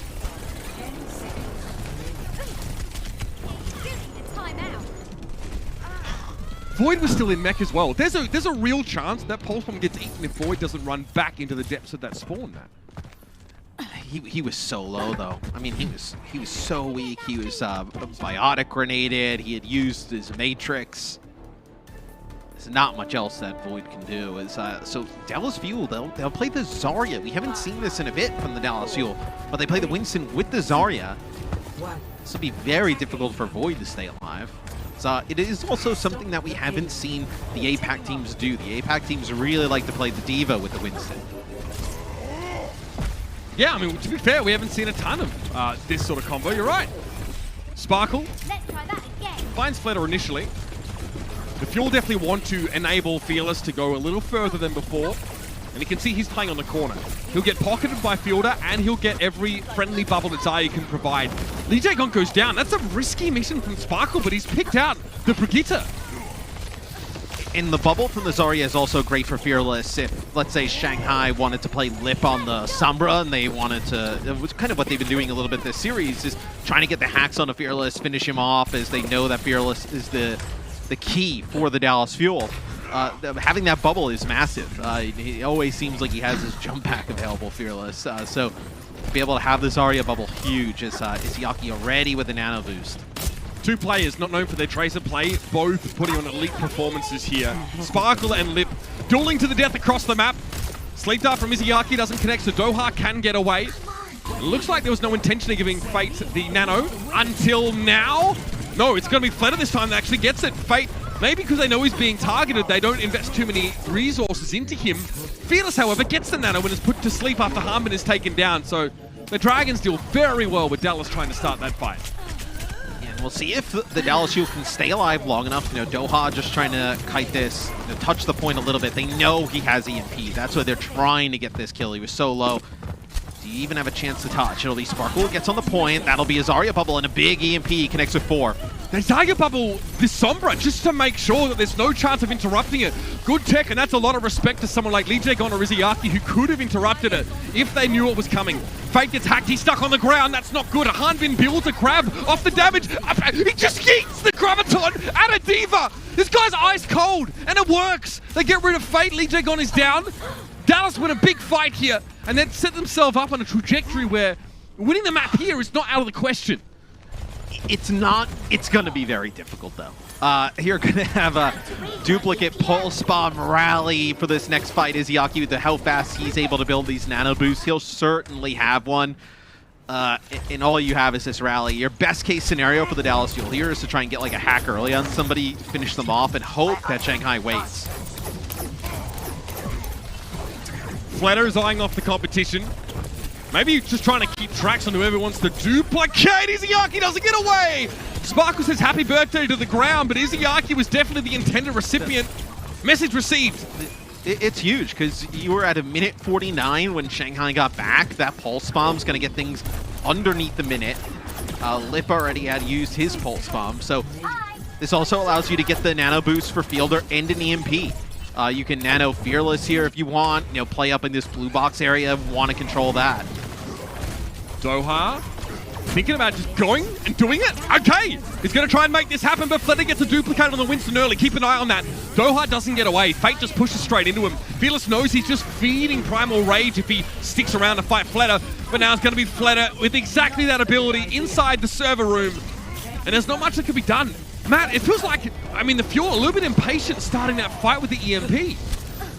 I feel like, though, it was a good opportunity, if I'm honest. Like, I think when Fearless gets knocked down, they have an EMP, they know everybody from Shanghai is up there, they have the nano boost, he can go up to that high ground with a Zarya Bubble, really start to cause chaos. It's when you lose Doha, right? That's kind of when things really go south, is come back here for the Dallas Fuel, 2 minutes and 30 on the clock. You win this first fight. It's really, you completed the map, so you have so much time and space to work with here. As you get one hold, you draw the clock down, and then towards the end of the map, it's really easy to solve things out. Yeah. Someone who's very good at that team's the Toronto Defiant. They are very disciplined when it comes to, defending after a good attack. Fearless barely stayed alive, and that's a Primal Rage, that's a Pulse Bomb from Lip, rather, into the back line, it claims too. Sparkle did the same thing, and it ended up in a Dallas Field map completion. The Dragons are well and truly on that same trajectory here. Yes, that is up top in the ship, it looks like, where he's able to connect the two players. As Hanbin will die late. Now that's a tough one. This is Shanghai just rolling through the checkpoint B. That's massive for their chances to finish the map. Now they have a good shot. 3 minutes and 12 seconds. A lot of time here towards the end. Danger Lip! Oh, he tries to extend and get rid of Sparkle as he was back spawn. Mini health packs with Sparkle in the fight. Lip's been winning those, so I don't blame him for challenging, right? That was something that I think Danny covered on the pre-show, is that how good Lip was in Tracer in the first series, where he gets Sparkle a little bit low, tries to go in for the kill. It doesn't cost him much. He spawns fairly close, and the card is still moving through the doors anyway. Nano, Fletcher, again, gets it. Okay, so Doha is going to duplicate the Winston. Attempted to sleep there, doesn't work out. So here's a Primal Rage. Fletcher does not use his duplicate, crucially, until now. Looking for Jexa, whip shot, he's backed away. Bonk go to jail. Fletcher now going to be dueling out with Fearless, who gets hit with a biotic grenade, and Hanbin also low. Great connection from Izayaki, but asleep. No Primal Rage now for Fletcher. He'll be out of duplication before he can... Oh, no, he builds it, but then he comes out. Hanbin has a Graviton Surge here. Void is still looking. I was going to say, he's had this grab for what feels like an eternity, and he's going to drop it right on top of Fate. Just trying to take him out. The bubble comes through. You have a self-destruct to push players back. You get nothing for that grab. Now the Zarya Bubble given over to Fearless here. Hanbin doesn't get anything out of the grab. Clever stuff there from Fate to stay alive. He just throws the dome over and he gets a bunch of healing. Biotic grenade defensively used to keep him up. And Hanbin's running out of juice. I don't think he has any personal bubbles left. This has to be a big play from Sparkle. Fletcher goes down. That's good from Doha. Fate nanoed. No Primal though. And the Dragons have to back away after using a heck of a lot. Yes, the Dallas Fuel, they get aggressive, and that's a sleep dart on the Doha. The big biotic grenade on a Lee Jae-gon and Void is going to force these players back for Shanghai. Minute and 20 on the clock. You'll end up with a rally here in the next fight for the Shanghai Dragons. Pulse Bomb 2. Doha, though, copying this Winston, can just, get a primal fast, buy a ton of time. Maybe you help Hanbin build up towards another grab. The Nano here for Fielder could help Fearless build up towards a Primal Rage too. Although in the last fight, they ended up using the Nano on the Hanbin. Here's going to be the duplicate going on in. A Sleep Dart immediately, but he gets woken up. Not ideal. Doha is going to have himself a Primal Rage and he uses it instantly. Fate drops there. Sparkle pretty much had all the damage done already, but a Pulse Bomb will secure that kill. And crucially, Fielder gets to hold on to this Nano Boost, which definitely goes to Fearless in the next fight. Dallas have a lot of durability, and their ult cycling is working really efficiently right now. You don't know. You could also, like I mentioned, they gave it to Hanbin in the fight before. If Hanbin ends up getting a decent amount of charge and they start to push through towards the payload, you could give the Nano over to Hanbin to keep him alive with that, and they do. Yep. They give the Nano Boost to Hanbin. I mean, nothing Void can do about Hanbin's damage. He can just cut through that mech with a laser. Fate Primal Rage inside the Graviton Surge, so uses it defensively, but Fielder's already gone down, and Fate's actually starting to get value from that Primal outside of the defensive application. Big Pulse Bomb. Dallas are getting absolutely walloped right now. Almost 7 seconds left. The Dragons are close to the end of the map. This one is going to go down to the wire. Here come the reinforcements for the Dallas Fuel. Jexa has to be healed basically inside his own spawn, and here's the Wrecking Ball now from Fearless, or Hanbin rather. Fearless has the Primal Rage, another big Pulse Bomb from Lib. Again and again he provides his key moments now to keep the Dragons ahead in this fight. Hanbin falls to the focusing beam. Flatter really cutting through those bulky tanks, but Doha's going to make another one of himself. Here's the Winston. Primal Rage not out of the question for Doha, and he has it here. Where does he look? Lee J gone. He's going to knock him out of the fight and try and make it harder to use that Inspire healing. Now going to juggle Fate for a time. He's about to come out of Duplicate and needs to be ready to do damage once more as Echo. Good defensive Biotic Grenade. That keeps Fearless topped up. Doha gets Izayaki as he comes out of Duplicate, but Flatter finds the trade kill and Fearless is down. Now Flatter has a Duplicate of his own on the horizon, but will it even be needed? Hanbin staying alive. Here comes Jexa. Big stick. Sparkle gets rid of Fate, but Jagon bonks him and gets rid of him now. Hanbin put to sleep and Jexa trying to stay alive. Not enough Inspire procs to stay into the fight though. Still a Diva on the point. And here's the Doomfist. Doha getting serious now. Void can't do anything. He got desuited. And the Dallas Fuel, are they going to do this? Nano Boost to Doha. All the eggs in this basket right now. And that's the correct choice. The Dallas Fuel come out on top. What a fight to end the map. And one of the biggest plays during that is, so Fearless comes out of spawn, Primal Rage, breaks on through, able to contest, just to get us into overtime. And then Jexa just plays so perfectly within the spawn door as the Brigitte. He knows exactly where he needs to be to keep in just line of sight to get those armor packs onto Fearless, and he builds up a rally, comes out. That allows him to stabilize a little bit. Then Doha comes out, copies over to Fate to get a Primal Rage of his own. Fearless coming out of his Primal solo goes back to spawn, switches to Rhine, and comes out. You just cycle these tanks. And eventually, it's just too much for Shanghai to deal with. The Shanghai Dragons have entered the danger zone. The Dallas Fuel stand on the precipice of winning the first major title for this franchise in their history to take away the May Melee. There's still plenty more action though, and a chance for the Dragons to kick back into high gear. So do not go anywhere.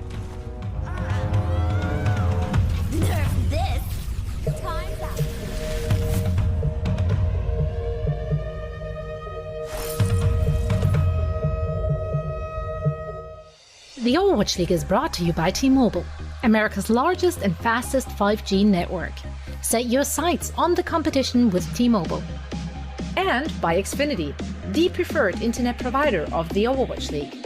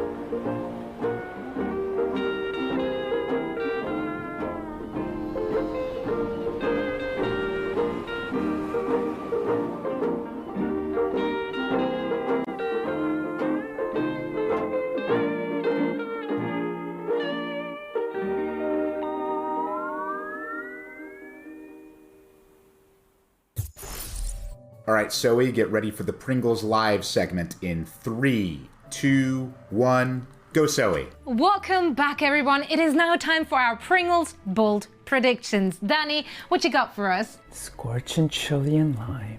Danny? Ooh, pizza? Danny? Danny? Ooh, on ranch.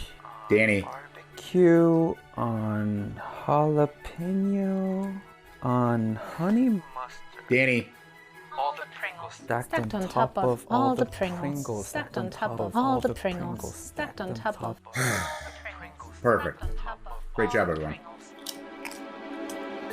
Pringles, stay in the game. The Overwatch League is brought to you by Pringles. Stay in the game. And by NetApp, the official data management partner of the Overwatch League. In these moments, there is nothing better than knowing that your destiny is in your hands. And for the Dallas Fuel, they stand on the very edge here of taking away the May Melee. The first time a May Melee has been international. And for Fearless, Matt, I mean, history repeats itself in many, many ways. He won the May Melee with the Shanghai Dragons last year. But now, on a new roster, a different roster at the very least, he's set to do it again, against them. Yeah, he obviously was a huge player for the Shanghai Dragons last year. And when this Dallas Fuel roster starts to get formed, he kind of let it be known that this is the team that he wants to come into this year playing. I'm sure the Shanghai Dragons would have loved to have him on the roster and not have to go against him here, as he has been, for me, he's been like the player of the entire May Melee across both regions. I feel like he's just been so impactful for the Dallas Fuel and really puts themselves in this position where, you know, they're one map away from being champions, which is something that, you know, when we started the Overwatch League, so a lot of people thought like could happen even in Season 1, right? A lot of people talking about, you know, the Dallas Fuel and coming in, they had this great history, and the team that like kind of we were promised and everything that went along with it is not what we got. They were really a little bit of a mess. They finally hit the reset button. I know a lot of the fans wanted it. They were asking for a while, hey, like, you know, hit the reset button. Let's get a new team in here. Let's start really kind of turning over the roster. They do it in a huge way this offseason. You can already see it pay off. One map away from winning the May Melee. And this team, of course, is no stranger, or many of these players are no strangers to glory and success as mostly a unit. But doing it in the Overwatch League just has a different kind of sweetness to it, Matthew. It's 3-1. The Fuel, it's match point for them. Yeah, so something interesting, I was like taking a look back at the previous series. So Gibraltar was Shanghai Dragons' pick in this series. Dallas won it in the first series and now won it in the second series. And then Shanghai Dragons now pick Ilios, which was the first map in the previous series, with the Dallas Fuel ended up winning. So maybe what Shanghai wants to do here is kind of keep the map somewhat similar to the first go-around. We already saw Anubis, which was a Shanghai Dragons pick, which we saw in the first series. Maybe they saw all of these compositions and make the necessary adjustments in the day or two since then to feel like you can win. It is kind of rare, though, to see a team pick two maps that they had just lost to the team like a day or two ago. Typically, you would see a team kind of go somewhere completely different, but Shanghai taking an approach where they probably drew up some new strategies and came in here today. They have tape on the Fuel on these maps. Instead of having to deal with anything potentially unexpected, they can walk into this maybe knowing what's going to come. And they know Dallas is really going to change up that many comps because they can, right? They play a select few things, although some big switches at certain times is Fate now on the Wrecking Ball. Goes in deep. Is this going to be a lot of disruption, right? The Wrecking Ball, the Zenyatta, the Tracer in the midst, just a lot of damage coming from all directions. So this will be Shanghai able to get the point first. Look how busy Fate keeps everybody, especially Fielder there. Fielder uncharacteristically misses a fairly close range sleep dart, but you know, while he's trying to deal with the ball, he turns around and all of a sudden, Jexa and Fearless and Harbin are all in critical health, and he can't keep them healed up quickly enough. He can't get them there. And then they lose the fight as a result of that. And this is probably, if you're the Dallas Fuel, as Izzyaki picks up a kill here, this is probably the worst point you could have drawn off the start, right?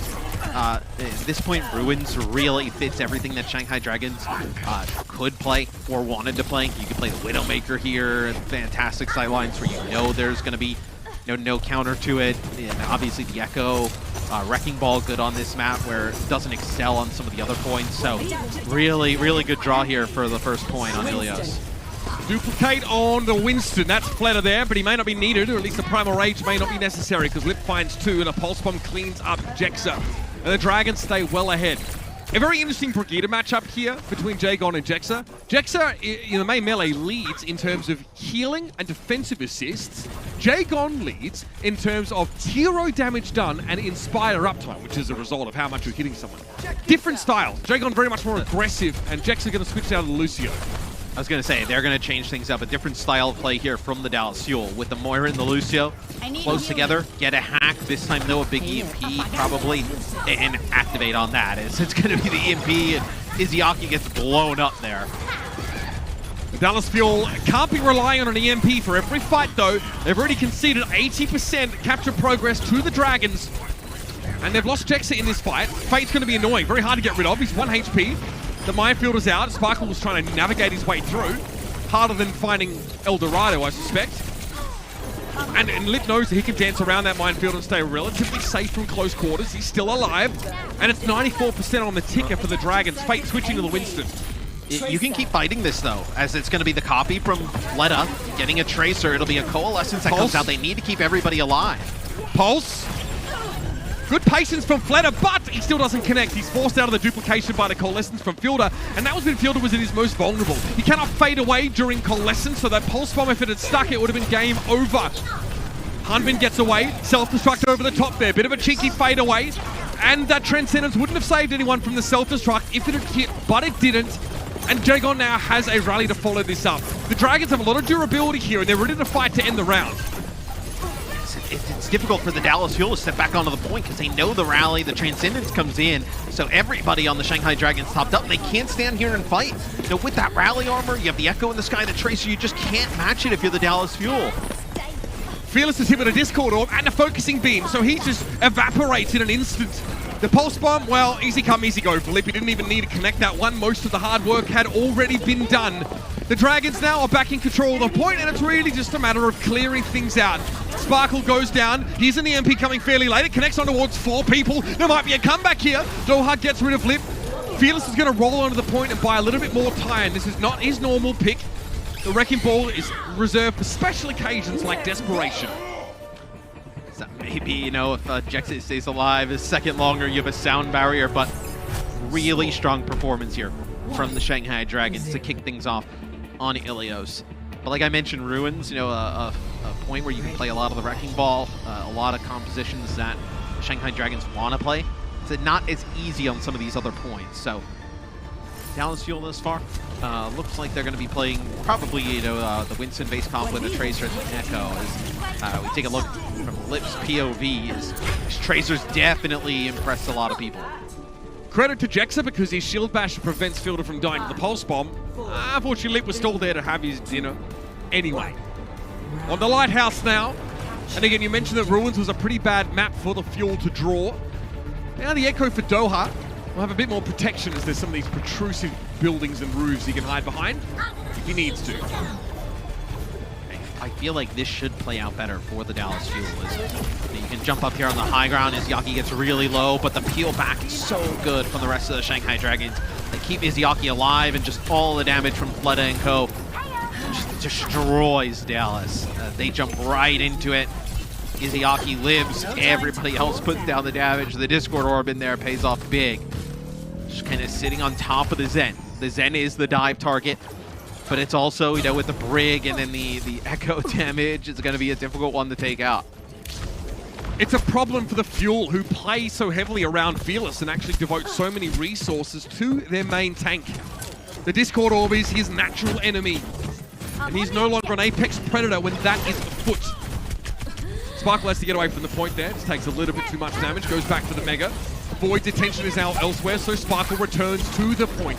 Gonna try and draw some attention, and he has caught Lip. Hook, line, or sinker. Lip takes damage from the middle of the point here, so this gives Dallas a little bit of room, but Fearless going down there. I think the Dragons have stepped it up a notch.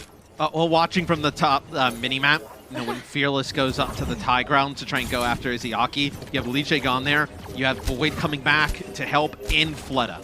Just so much help for Izayaki, because they know if they keep him alive with the Discord Orb, and it's a pick off on the Jexay, so that's going to make you wait even longer here if you're the Dallas Fuel. They're just trying to make anything happen. It's Fearless actually on the point with a Primal Rage, and they're going to flip the point.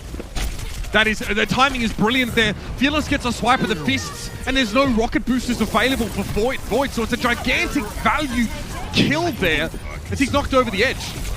And Shanghai does not expect that to play out like that. They get that first pick off, you get the Brig, you expect them to kind of go back, reset.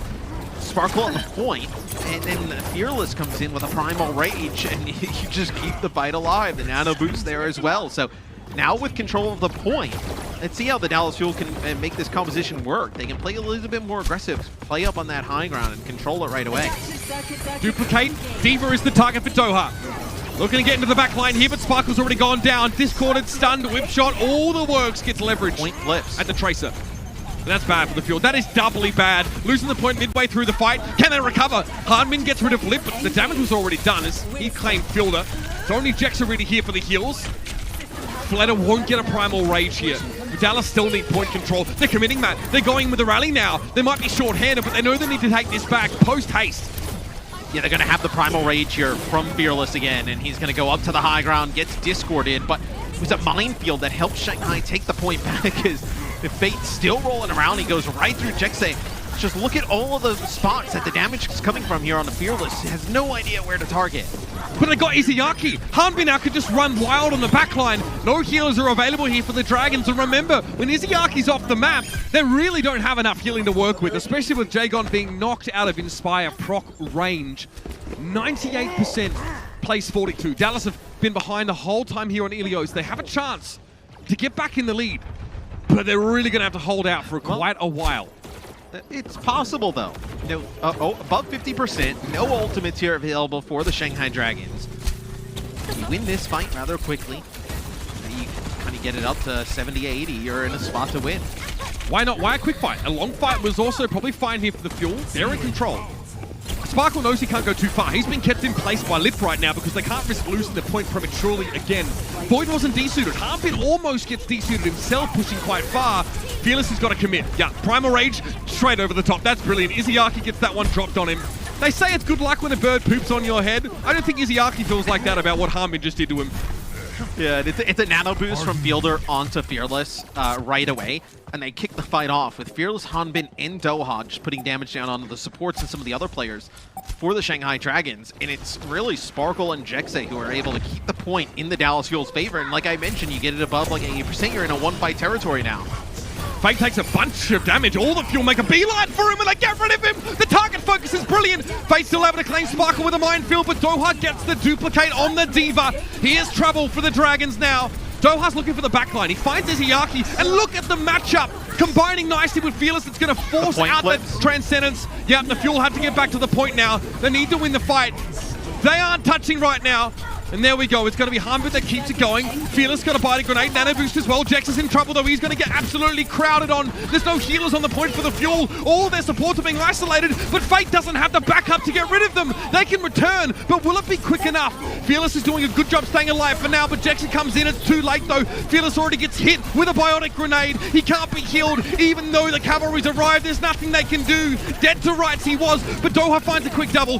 Void goes for the self-destruct here. Crucial timing, and he's going to get two. That's what the Dragons needed. That's what's going to keep them in the series. Oh, and it was the Wrecking Ball play there at the end from Fate.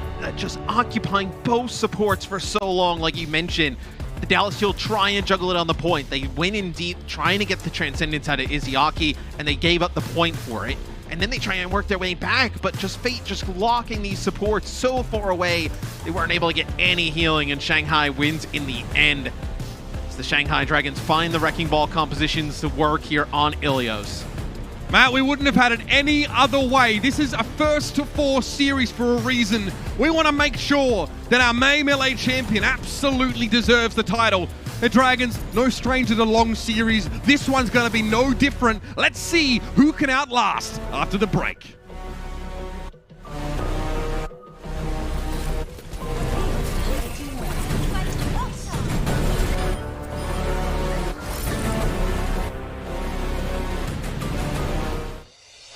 Coca-Cola is the official refreshment of the Overwatch League.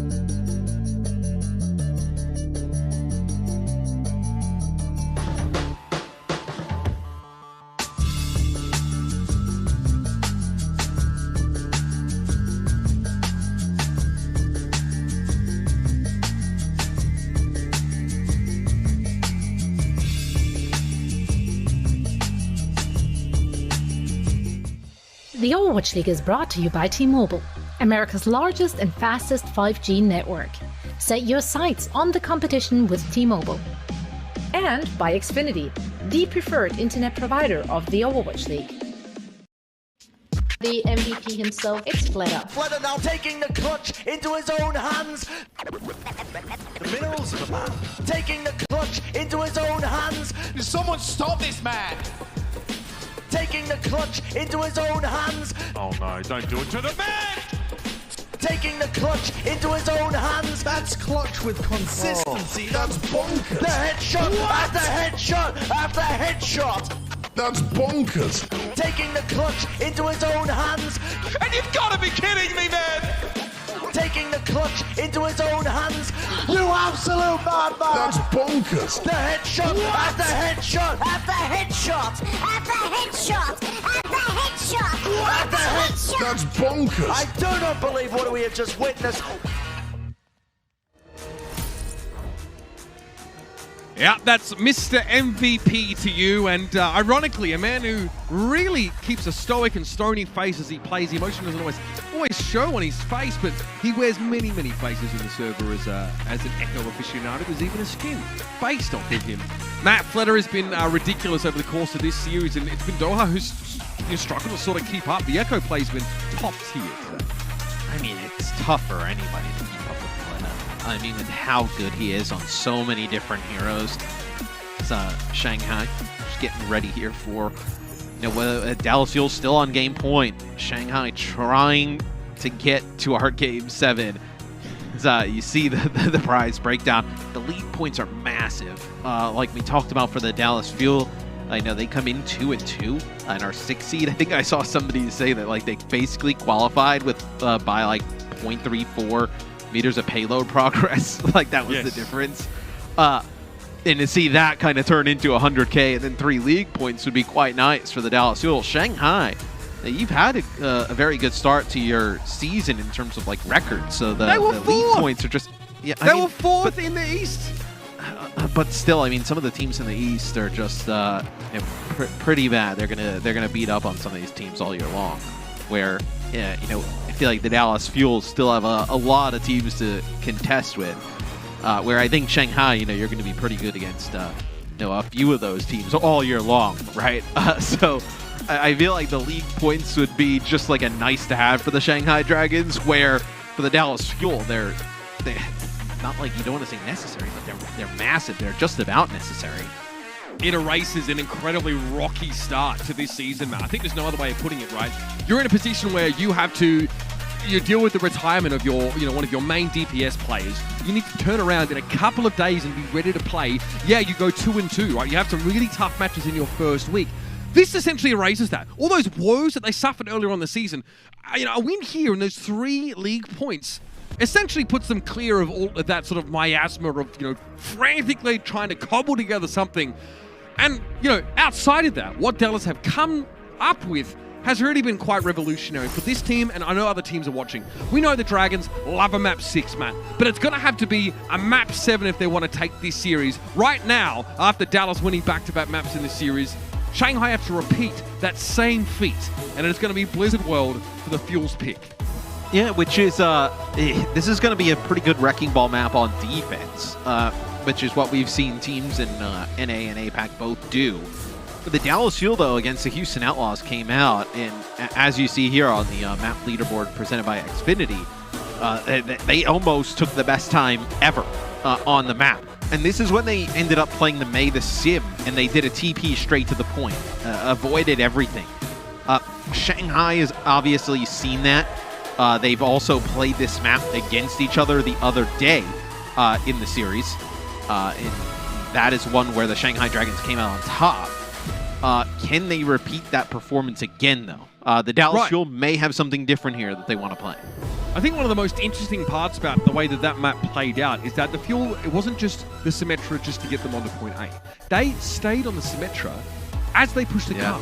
So it's really uncommon to see that pick because theoretically, given Symmetra's range limitations, you swap off her after the first point. But constantly, the Fuel were using the teleporter just to outposition the Outlaws every time they tried to stand up and sort of fight them. So yeah, you're playing on the cart, you just throw a TP on the cart, and then all of a sudden, all your team is on the high ground on point B. Made it really, really hard for the Outlaws to sort of predict or get an understanding of sort of how the Fuel would flow. Now, I'm not saying that would necessarily work against a team like the Dragons, especially one that would probably play pretty separately, right? You probably have Ashe, Mercy, the Zen in there, the Wrecking Ball play. It's going to be a little bit hard to pin down the Dragons as they defend. Yeah, it's Shanghai taking a little bit here for this game.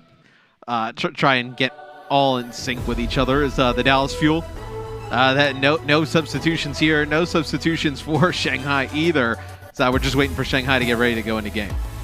Izyaki's going to be fixing his monitor, and while he does that, we're going to bless ourselves with some sights and sounds of the last few weeks of play. There we go. Ready, man? Yeah, I'm ready, man. Go! When we start? Just cover. Let's go. Pelican. What? You're playing Brig. Shut up. What? You baby? Your haircut. Stat. I don't care my hair. Because you're always handsome, that's why. Yeah. Got DNA.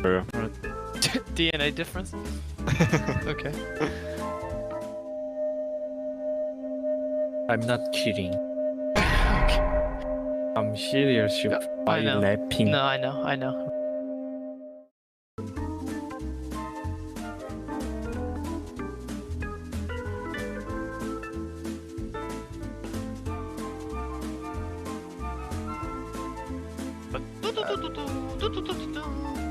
They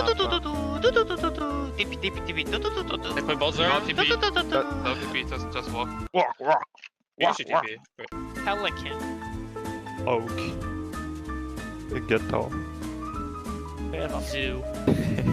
Pelican, Gator, and Hawk. Monkey. Six. Ash. Let's go!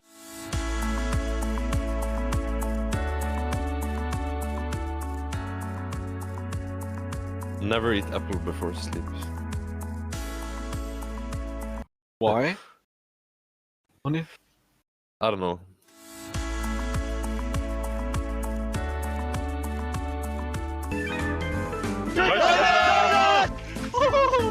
GG!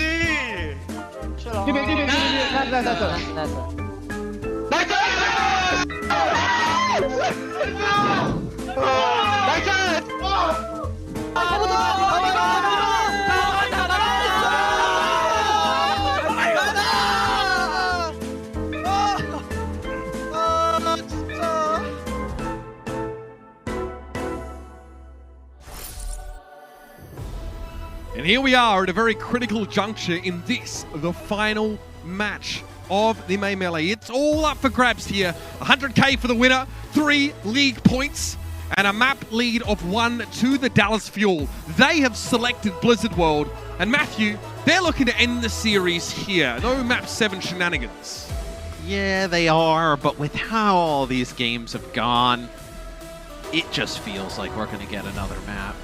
It just, Shanghai having these, like, 6-map, first to 3s, it just makes too much sense for us to see a Game 7 here, potentially. It'll be the Dallas Fuel on defense. Kick things off.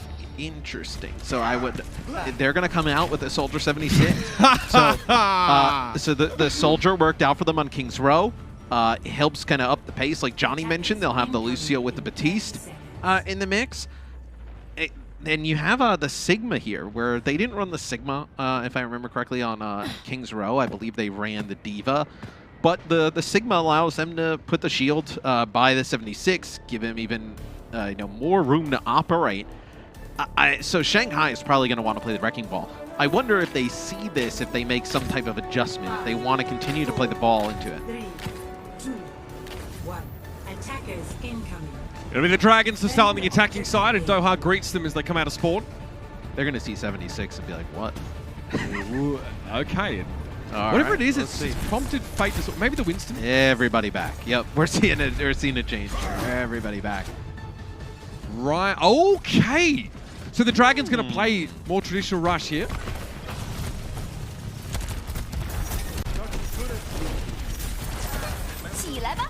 Here they go. This is going to be so much of what this map is like, potentially, if these teams just want to kind of play this game where they try and counter-comp each other constantly. Like, Dallas could come out and play the Symmetra next, right? But then we see the Echo switch and whatnot come in for Shanghai, as Shanghai trying to get a player walled off. Yeah, they got Fearless, but Fearless in a position to pretty easily deploy the Immortality Field if needed. Oh, it comes too late. Somehow, it looks like they thought Fearless would be okay, but he got burst down in a pinch. And the Dragons just saunter up to the point nonchalantly. So let's see now if the Dallas Fuel decide to make some changes. You still have Jexay and Fielder here. Jexay will try and run away. Okay. Looks like no changes thus far. No, okay, so Sparkle over to the May. Do you see the... So you're not going to see the Sip, because Sparkle is usually the one who plays the Symmetra. So they'll have the May with the Sombra here. You possibly stay on the Sombra because you don't want to give up the ult charge. You want to get an EMP, so fight winning, that you don't want to give up. Basically a free EMP here. So your main damage is Fearless and Fielder, I guess, with this setup. Air Matrix wall preventing escape for some. Still, the Dragons are unperturbed by that. They step to the left. And they'll shuffle over to the right in just a moment here after they are sure that has expired. Shanghai look much better here so far. Let's see what this Sparkle Doha duo can concoct. EMP, Doha maybe thought about it, but knows he might have been blown up there. Immortality Field deployed to the right-hand side, if I'm not mistaken. Hanmi got pressured. Lip goes down here, so the Fuel respond by grouping up. Doha's trying to help over the top, dealing with Void, I think. Manual hack on Fleta. Yeah, so they're trying to chase Fleta down as they'll finally get him. That'll be a shatter from Fearless, doesn't get anybody. Shanghai wants to regroup. They're going to have a ton of ults coming into this next fight. Fate, he's in trouble, Matt. Immortality Field down, he's frozen stiff. Harbin wants more, he's hungry. What an interesting composition here for the Dallas Fuel yet again. In the previous fight to kick things off, when they get Lip at the start, he actually comes through the side room by the Mega Health Pack. He lands a flashbang that connects onto 3 players, wasn't able to finish any of them. They all turned and dealt with him rather quickly. So Lee Jigon can't use his sound barrier until they know the Doha EMP is out. And look at this, the position that Dallas Fuel's taking up on the high ground. So Void sees where Doha was. Doha gonna drop down. He's still trying to set up an EMP. Oh, they got Fate. He's in trouble. That shield gets busted, frozen. As the EMP, 6 players hit with that one, and it's got to be a Fuel win. You're thinking you're crazy if you can't win the fight here. Jagon knew he had to wait a little bit for the sound barrier, and he gets it off, but without Lip and Fate around to benefit from it, was that the correct call? Oh, I mean, that's they thought maybe they could kind of extend it a little bit and get some of these kills onto Dallas towards the end because you have the respawn advantage. They don't get anything. You do have a Blizzard here though, but Jexay can just kind of sit on the high ground. Jexay actually above where Fearless is currently, just wall riding. He's going to be able to just drop down in sound barrier if need. This could be dangerous. Doha is halfway to another EMP, and Harbin has Gravitic Clutch. You saw him barking orders there on the player cam. Probably trying to get everyone in position for that. Jackson goes down, though. Lip's caught in the flux. Blizzard there to meet them. Void desuited, and Fleta might not be able to get away. He's frozen on the high ground. Looking more like a sculpture right now, but no one's there to follow up. He managed to get to safety, and he was healed constantly by his backline, but Fearless has another Earth Shatter. He's trying to tempt Fate. Literally. Will he drop his shield for me? Not quite. Fate been pretty. Can he? But you can't stop Fearless. He won't be denied. Shatter for 2. Izayaki down after the amplification matrix got deployed. That Batista goes to waste, and Izayaki gets dump trucked. And you can keep cycling these ultimates if you're the Dallas Fuel, as Fearless will get taken out here towards the end. They do have an EMP for this next fight coming up. They buy themselves a ton of time there. So EMP for Doha, and you're going to have Lee Jigon with the sound barrier yet again. So we'll see how he plays around this. Can't get hit with that EMP. Also can't pop the sound barrier before the EMP comes out, as Shanghai wisely takes the high ground. A frustrating conundrum for Lee Jae-gon to be in. He wants to be aggressive. He's playing no matter what hero he's on. He's playing he so wants far to be away in the from fight the team, though, Matt. This is going to be causing him such anguish. Look at him. He's not in his front line at all. He can't be. And as a result, look at Void. He gets desuited. Incredible pressure to the backline, and the Dragons lose one of their key pieces. I mean, this is kind of the game with Sombra really from the start, right? It's a dance where Lee Jae-gon has to either play from a distance, where, like you mentioned, so aggressive doesn't want to play from that distance, or play within the range of the EMP and risk having your shield taken away from the sound barrier. So it'll be Lip here with a Deadeye. Oh no! That'll be the EMP. This is going to be the sound barrier, though. It's good. Nicely done, and that's the Dragons weathering the storm. Doha gets away with the translocator. Void gets desuited here. He had self-destruct, but he was manually hacked. It was a Blizzard from Sparkle on the high ground. So they end up using the Blizzard as soon as they go in. It'll be Izayaki getting a kill on a Doha as an exit. But how do you go about trying to get the high ground here? You're going to have a Gravitic Flux and a Shatter available here for the Dallas Fuel. 10 seconds left. The Dragons, May melee, hopes ride on this next fight. Air Matrix to start, but it's going to be a May wall immediately. The Gravitic Flux, it's huge! Immortality Field has to be used so early in the fight. The Dragons have to recover. Void goes to the card here. Big Shatter. Fate comes alive on this. Reinhardt and Jex is a little bit too late on the sound barrier. Harbin falls, but Izayaki's down. Where's the healing gonna be now? Shatter! It's gigantic! Fearless takes Fate to his own hands. He eventually falls to the self-destruct, but the damage is done. The Dragons are limping forward. Fate is so low. His shield's about to crack, and so is the resolve of Shanghai. They are kicked off the cart. And that's a win condition set up now for the Fuel. Oh, Fearless with the Shatter. from the top ropes. Oh, what It turns out, Matt, this is actually Sparta. This is Sparta. What creativity, though, from the Dallas Fuel. May Sombra with the Ryan and the Sigma. We have not seen that from them. Really, we haven't seen that from anybody at all. As after they try the Soldier 76 at the start, doesn't work out. They go over to that composition. They're able to really be strong on defense, deny Shanghai a lot of the high ground. They played really brawly up near the choke, and the EMP is just such a devastating ultimate that they're able to take advantage of it. It'll be offense for the Dallas Fuel. They know where the golden box of victory is to win the melee. Here's how what do they decide to play? Yeah, let's see this. He has the sound barrier he gets from Jexay coming up, and Godly! So good. And that's it. And that is that is making a play to secure the round for your team. Save that kind of magic for moments like that, and you guarantee yourself a legacy. So ball composition here for the Shanghai Dragons. This is not surprising. When the Dallas Fuel pick this map, they know Shanghai is pretty much going to play this on defense. So you think whatever Dallas has cooked up is for this composition. As okay, for a second there, I thought it was the Bastion, but nope, we're going to see the Soldier 76 again. Not out of the woods yet are the Dallas Fuel. Discord Orb will be a factor, so Fearless will need to keep his wits about him. And look at this. The Fuel scurry up to the high ground now. Fearless has to charge. Okay, Fletty gets tickled by Sparkle. And now he knows that, yes, the legs have been locked. Soldier 76 to win the main melee. That's astounding. They're trying to figure out how to kind of play this. They rotate Shanghai around did this towards as well. the backside. Yeah, they're trying to just find somebody. Face hack. They get a hack on a Fate. Yeah. He's trying to walk away, trundling off the point. The Fuel, discipline. They don't chase, they don't overcommit to try and getting rid of him, but Sparkle's taking fire from multiple angles. Throws himself into the makeshift bunker here. Fletter is struggling. Very low, will need to break line of sight for the time being. Good immortality field from Fielder. What a lifesaver this man is. That's eventually gone down, but it buys him enough time to keep Fearless alive. Fate could be in trouble, but this could be falling apart, and it is. It's a yuck, he's down, and the Dallas Fuel surge forward. They see the glimmer of light. They see the box of victory ain't far away, and they'll have themselves point A and the payload to boot. And they should be able to keep the payload moving. Like where the Shanghai Dragons got caught here, there's no like May on the other side. They're still playing these wrecking ball compositions. You're going to have an EMP tac visor here for this next fight. So you should be able to keep the cart moving here if you're the Dallas Fuel. And if you can get this Soldier 76 up on the high ground, it's going to be devastating for Shanghai coming out of spawn. EMP tactical visor.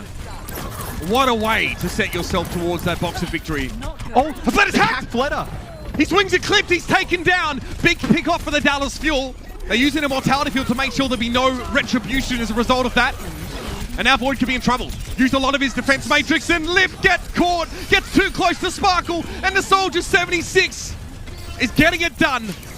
Sparkle's gonna head to the high ground now. Big EMP late from Doha, and this means it's a staggered, extended fight where the Dragons get very little, Matt. They're falling apart. And Fate trying to play off these health packs, but Doha controls them because of the Sombra, so he's not able to get it. You're going to lose Fate late. You look over at Shanghai, and what do they have here? Fleta goes in the sky to try and get a duplicate. They're just going to hack him as Fearless potentially has a shatter here to win the melee. A hero moment is on the cards. Can Fearless do it again to end it all here in the melee? Immortality field for Fielder's down. It's a duplicated Diva. That's not an extra shield. Fearless can work with this now. Shatter's easy to hit with no Reinhardt or Sigma in the mix, and he's looking for it. Oh, he's looking. Backs up though. Discipline gives way, as so does his shield. And the rest of the Fuel try and get out here. They're forcing ultimates from Shanghai. Yeah, there was no chance they were going to win that. When Fearless has the shield up, you have a Diva behind him, players in front of him. No opportunity to win that fight. Wisely holds on to the ultimates. An eternity of time here for the Dallas Fuel. You see where the golden box victory is. Get the cart over the line. You have a self-destruct plus a visor here, like kind of an unorthodox combo, but could force players into the line of sight of it. So we'll see how they want to play around this. Lifted in this fight already. Big stick! Okay, Hanmin the only one to take damage from that, and he'll be healed up. That's ult percentage for Fielder, in fact. From the low ground come the Fuel. Sparkle's got to be looking for a flanking position. He'll start tickling the card. This is going to force Fate to drop down eventually. Or somebody. Surely. And here's the contest. It was Void. The Dragons don't want to give up their perch, but everyone's got to come down from the ivory tower eventually. Self-destruct is there. Fleta trades for Doha, and Sparkle has the tactical visor. There's still Diva at large, but Fate goes down, and the main tank is missing for the Dragons. Here's the Transcendence from Mizuyaki to keep the Dragons in the fight, but the Fuel won't be denied. Here they come, and Fearless has the Shatter primed. Fleta comes here on the Widowmaker and picks Fielder off. This is looking dangerous. Nothing hit by the Shatter. And now the Dragons have the numbers to push back in. Fleta's being harassed in the backline by Doha, who's built another EMP. Surely he holds this. Surely. And they looked like they could have pulled it out there. I mean, they get the advantage early. It was the Ant Matrix plus the Tac Visor. So, you know, like I mentioned, it was 3 minutes on the clock. We're now down to 1:55 as Sparkle on the Tracer. This will probably have Fleta go back to the Echo.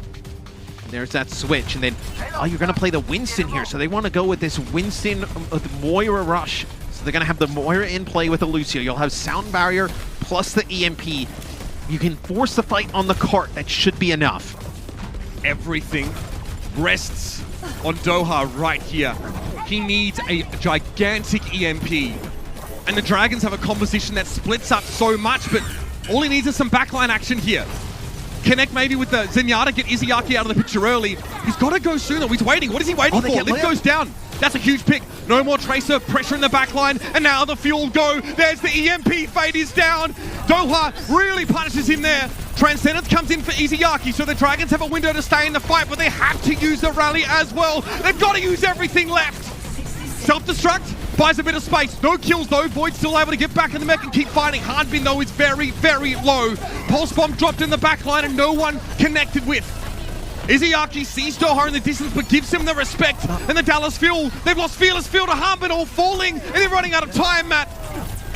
They're not finding the kills after this. It's just tremendous defense here from the Shanghai Dragons. The EMP is good, but Legion uses the rally as soon as the EMP comes out. The Transcendence there after from Izuyaki. One last attack here for the Dells. You're so close to winning the melee. It's all on the line here.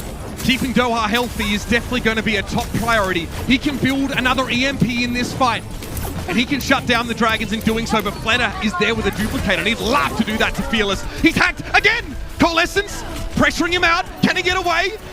Yes, he's able to duplicate now if he chooses, and he's got to copy the Winston. Here's the EMP though. Fleta can't jump. He's stuck on the card right now. Self-destruct claims Fate. That is a big one. 6v5 and another Transcendence has to be used, but it might not be enough here. Lip's going to go down. 6 versus 4. Pulse Bomb available for Sparkle now. Is this the moment for him to use it? He gets the stick. Izuyaki is down, and the cycle of misery is finally broken. Today, those that burn blue, burn brightest.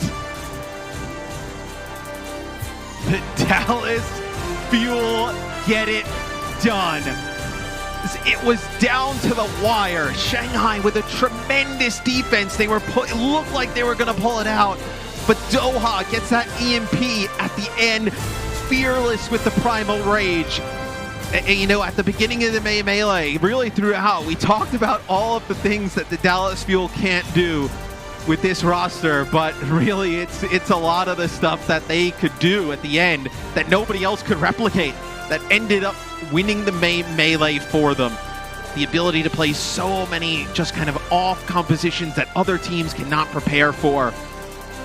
Dallas gets it over the line at the end, and you see Shanghai just have to be crushed. Just, you know, Shanghai, they've had so many games go down to the wires, you know, map 6s with draws. This one almost goes 7. They just fall a little bit short. And everyone had their opinions about what this Fuel roster was going to be capable of, lacking Exi. They tried to put them into a box, and so the Fuel just broke out of that and broke out of those expectations. They played everything. The most bizarre compositions you could imagine. But they're in the right hands with so many of these picks. Even the Soldier 76 for Sparkle at times, he made it look like the only logical answer, even when realistically, it was just a meme pick. And you know, Coach Rush did an interview before the season even kicked off, and a lot of the discussion was about, you know, how does this team get by without a Tracer player? How do they get by without Xe? And a lot of his answers were like, we feel like we have the players that are good enough to set the meta, to play our own game and take control of the league. And, you know, a lot of people, when I heard that, I was like, oh, this looks like it's going to go bad. So that looks like a John Spector there. And it didn't. You know, he picked the players in the offseason, knew exactly what this team was capable of. And when a lot of people wrote them off after, you know, losing Xe and not having no Tracer and a hit scan player, which is so important in the meta, they felt confident that this team was creative enough and so good on these roles that they would be able to win in the end. They 100% proved it today. It's crazy, just, I mean, how much we as pundits and onlookers had to sort of be educated of that fact. We just thought there was no chance you could really make this happen without the Kree or without the Ashe. You know, these staple picks for so many other teams. The balance of the game right now lends itself to teams being able to play outside of our expectations and to try some of these picks that we never thought would have worked. And by God, Matt, he was the number 2 picked hero from the DPS role in the Melee. And they play, and Dallas Fuel selected him 0% of the time. I mean, that's just unreal. The fact that they end up kind of winning this series by playing Sparkle on the Soldier 76 in huge moments and actually kind of like making it work. And when Soldier 76, you know, lock the legs, it's kind of a meme.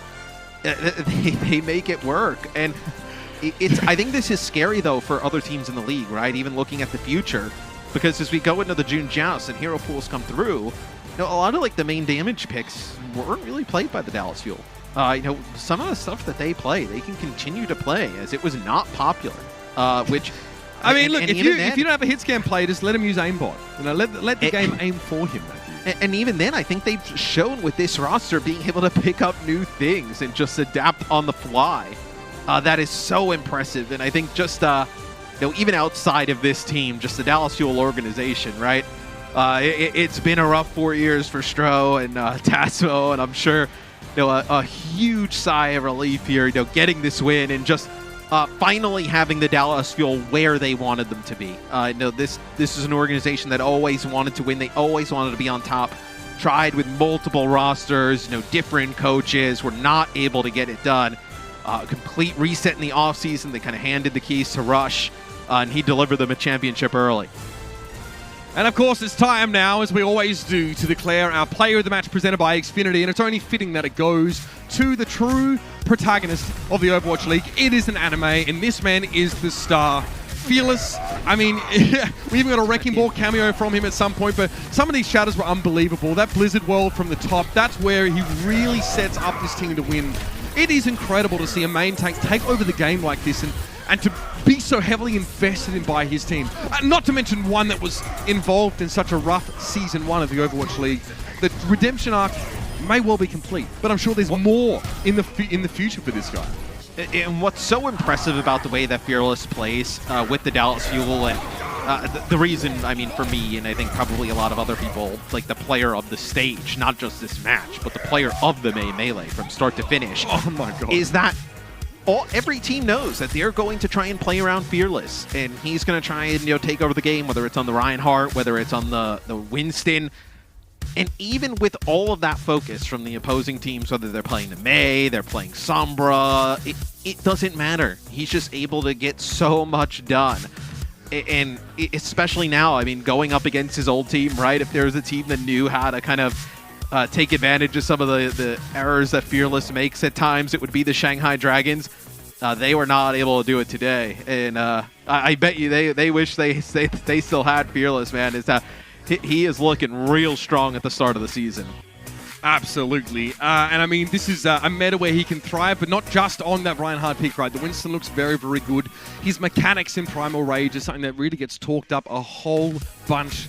And really, it's that investment in him that allows, you know, maybe the fact that there's a hit scan player, or it allows Doha and Sparkle to sort of go under the radar and be flankers and just harass the backline a little bit more. You saw at times that the Dragons were sort of investing resources in Fleta, trying to set him up, and Fate was struggling with all that extra focus. But now I want to set my focus on this team, and of course some words from the winners here. Let's cross over to Danny with Sparkle. Mitchell Matt, thank you very much. Everybody, welcome to the Watchpoint Post Show presented by IBM. We're now joined by the May Melee champions, Dallas Fuel's one and only Sparkle. Sparkle, congratulations on winning the May Melee. 스파클 선수, 오늘 경기 우승이네요. 이번엔 승리가 아니라 우승한 거 너무나도 축하드립니다. 감사합니다. 행복하다. Alright, Sparkle says thank you, and he says he's very, very happy right now. And I bet you will. I bet you are feeling happy. You just won the tournament. You won it all. Now, my first question for you, Sparkle, is we saw you play Soldier 76 today on Hangzhou Blizzard and a few more times throughout the whole May Melee. How did you make Mr. Legs? I like to call him Mr. Legs. How did you make Mr. Legs work? 첫 번째 질문은 일단 오늘 이제 스파클 선수가 좀 어떻게 보면은 사람들이 자주 사용하지 않는 선수들이 자주 사용하지 않는 솔저를 픽해서 우리 김병장님을 플레이하시는 모습을 많이 보여주고 김병장님 덕분에 제가 봤을 때는 어떻게 보면 좀 승리를 이렇게 우승을 좀 하는데 좀 많은 도움이 되지 않았나 싶었는데 그 픽에 대한 이유 어떻게 픽을 하게 되셨고 또 어떻게 우리 솔저 픽으로 어떻게 좀 잘 경기를 이끌어 나갈 수 있었는지 대답 좀 해주시면 감사하겠습니다. 일단은 저희가 히트 스캔이 없다 보니까 사용할 수 있는 이제 약간 원거리 딜러가 한정돼 있었는데. 그나마 제가 이제 과거에 솔저를 좀 많이 해가지고 또 할 줄 알았고 이만큼 잘 풀어갈 수 있었던 이유는 제가 봤을 땐 제가 한국에서 군대를 가야 되는 게 공익이었는데 이번 연도부터 현역으로 바뀌었거든요. 그래서 그만큼 더 이제 총 연습해가지고 잘할 수 있을 것 같아요. 군대 다녀오겠습니다. 군대는 언제 가시나요? 좀 더 이따 가시죠? 좀 더 이따가? 네, 맞아요. 당연하죠. 네. Alright, so you know, I think everyone knows we don't really have a hit scan, which means, you know, our hero pools are limited. There's limited heroes that we could play for long range damage dealing. And thankfully though, I did have some time on Soldier 76 previously. I did play Soldier 76, so that was the most comfortable pick that was closer to the hit scan that I could play. And also another important thing of using Soldier 76 is because I haven't done my military duty yet. That is coming up, and I feel like, you know, having that playing a soldier character in game sort of would help me when I do have to go into the military in the future. And I added a small question asking Sparkle, when is he going? I hope it's not soon. Sparkle did answer saying that, you know, it's not going to be soon. When he retires, he'll probably go into the military and do his military service in Korea. All right, second question is, knowing that Shanghai Dragons could run Pharah or heroes that, you know, may be trouble for Dallas, since you guys don't have a designated hit scan player, how do you prepare for your how did you prepare for your final match against the Shanghai Dragons? 일단 방금 스파클 선수가 말씀하신 것처럼 히트 스캔을 하시는 선수가 없기 때문에 달라스에 이번 상하이가 뭐 파라도 쓰고 좀 어떻게 보면 히트 스캔을 요구하는 그런 뭐 조합이나 영웅들을 조금 쓰기도 하셨는데 이런 걸 다 감안을 하면서 이번 마지막 경기 오늘 결승전에서 좀 어떻게 준비를 하셨나요? 일단은 어제 상하이랑 저희가 경기를 했을 때 저희가 히트 스캔이 안 되는 걸 알고 그 상하이 측에서 이제 에코 트랩 막 이런 거를 계속 쓰더라고요. 근데 이제 저희도 이제 그런 걸 다 감안하고 이제 준비하면서 이제 솔저 같은 것도 이미 사전에 연습이 돼 있어가지고 이미 다 생각해놓고 이제 카운터 쳤던 것 같아요. 네.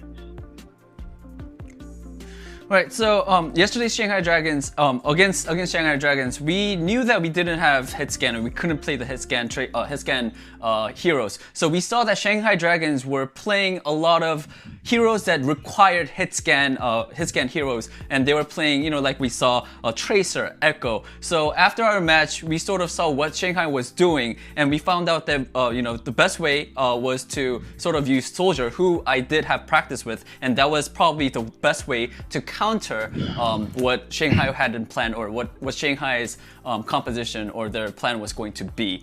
Alright, well, that is it for the post-match interview against Sparkle. Big congratulations on getting the win in the Melee tournament. Thank you so much. 스파클 선수, 다시 한번 우승 너무나 축하드립니다. 무야호! 무야호! Alright, let's head back to the desk. Thank you so much, Danny. Thank you, Sparkle. Congratulations to the Dallas Fuel. What a match. Absolutely love it. I'm in love with everything which just transpired. Not just because Danny and I got our Preds right, but also this is just such a great storyline for the Dallas Fuel coming into this tournament and also for those individual players. Now, it was an exciting back and forth series with a lot of standout performances on both sides, and we will be discussing on how Dallas got it done in the end. But first, we want to take a quick look at what was on stake for all the teams in the May Melee, as you know, you're not just walking away with bragging rights here and a fancy title. No, they also got to get some cash as well as some league points, and the league points are really something which is incredibly important down the line, as those will determine who's making it to the grand final of the 2021 season. And Costa, 3 points, that's a lot of points. And it's actually very important for the Dallas Fuel as well. They lost 2 matches in the regular season of the May Melee. They were the 6th seed, I believe, or like one of the lowest seeds that we had in the format. So it's like these 3 points are going to accelerate them up to the top of the table, and they very much need that because, as we said, if the May Melee didn't prove anything, it should. Every match, every map, every point counts, because that is going to be, you know, for the big money at the end, for the playoffs. That is what matters. So big props to Dallas Fuel. Look at them, 5 points, standing at the top. Yeah, absolutely. Dallas Fuel #1. And you can see how quickly this just paid off as well. #1, of course, for the Mayhem. You see them. They still got 1 league point because they got 3rd, obviously, in this May Melee tournament. So they're at #4 as well, which helps them out. So you can quickly see how these league points affect the regular season standings. And league points is overall going to be the final determinator of who qualifies for the end of season playoffs. So again, very important to accrue those league points. Yeah, and it's not just important for the teams to accumulate some points, it's also very important for us here on the desk to get some points in our predictions, because, you know, one day you might be gloating here on the desk, Reinforce, the other day you're back at the bottom once again. It can turn like so quickly. It's brutal. I'm personally very happy because it was lonely down here, Reinforce. I did not enjoy that at all. That was the first time for me on the bottom, and I'm still at the bottom, but I'm not alone. That's great. I still take this. One away. Yeah, feels good. Feels good to be back. I'm with Johnny as well. Yeah, Danny, welcome back. But like, I've never been more happy to be wrong, because like, I actually, talking to these guys watching this match, I actually wanted Dallas to win this match, even though I predicted Shanghai halfway through the match, just because I think Dallas was playing the better Overwatch, and I really wanted them, and I really think they deserve this win. So I'm happy for them, and a little unhappy about my Preds, but you take those. Absolutely. Danny, birthday Preds coming in hot. Yeah, it happened. Best birthday gift from Dallas Fuel. Thank you so much for putting me back on the top of my Preds. Yeah, they did it for the points, but mainly for your birthday. For me, yeah. Thank you, Dallas. I personally just want to thank you. It was really all about Danny. And Costa, by the way, he flip-flopped like basically one map in. He always commentates. He and Reinforce are doing a phenomenal job in commentating the games as we watch them unfold. It's very informative, but somehow his was very scoot towards the Dallas Fuel, and we reminded him several times that, didn't you pick Shanghai? Like, shouldn't you root for them? And then it was an emotional roller coaster, I tell you that. Now we're taking a very quick break, but we will be right back in a moment to give you our best moments of the day, or rather from the May Melee tournament. The Overwatch League is brought to you by Coca-Cola, the official refreshment of the Overwatch League, and by IBM, the official cloud and AI partner of the Overwatch League.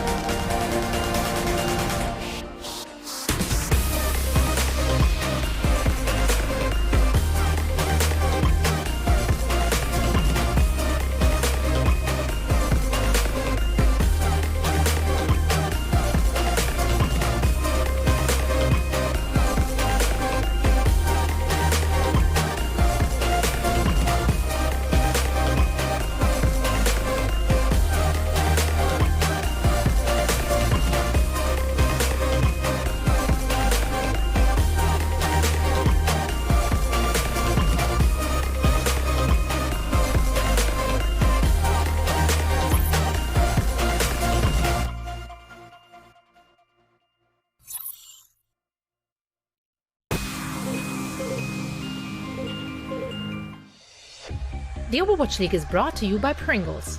Stay in the game. And by NetApp, the official data management partner of the Overwatch League. Welcome back to the Watch Boy Post Show presented by IBM. We're now joined here by the best main tank of the main melee tournament, Fearless from Dallas Fuel. Fearless 선수 안녕하세요. 안녕하세요.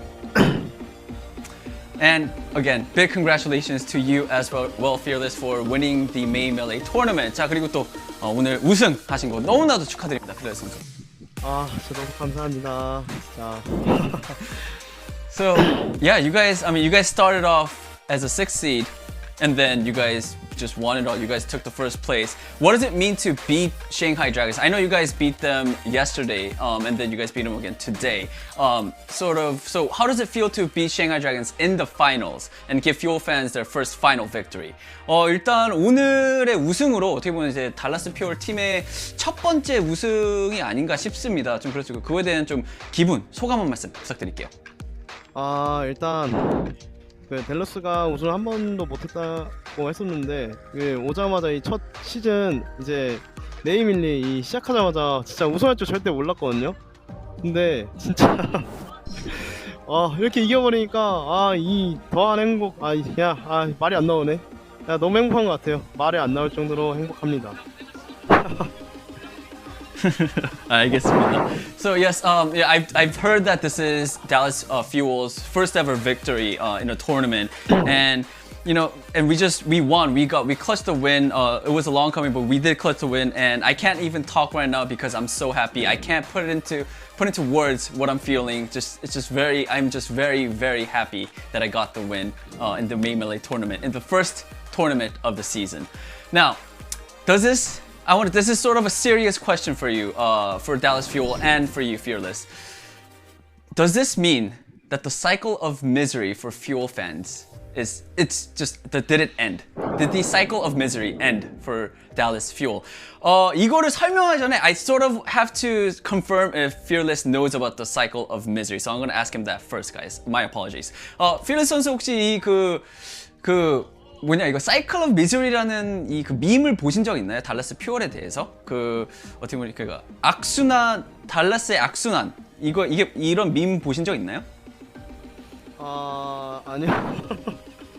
없어요. Alright guys, unfortunately Fearless haven't seen the meme yet. He doesn't know what the meme is. I'm gonna just quickly explain to him what it is. 이게 뭐냐면 예전부터 달라스 퓨얼이 처음 생겼을 때부터 이렇게 뭐 좋은 선수들을 영입을 했다. 그 다음에 뭐 딱 그래서 사람들이 와 좋다 하다가 어떻게 보면 그냥 뭐 그냥 미적지근한 그냥 뭐 이렇게 승패로 가다가 LA 팀 한 번 이기고 그 다음에 또 다시 또 이거 그냥 흐지부지 됐다가 이게 이런 게 좀 밈으로 돌았어요.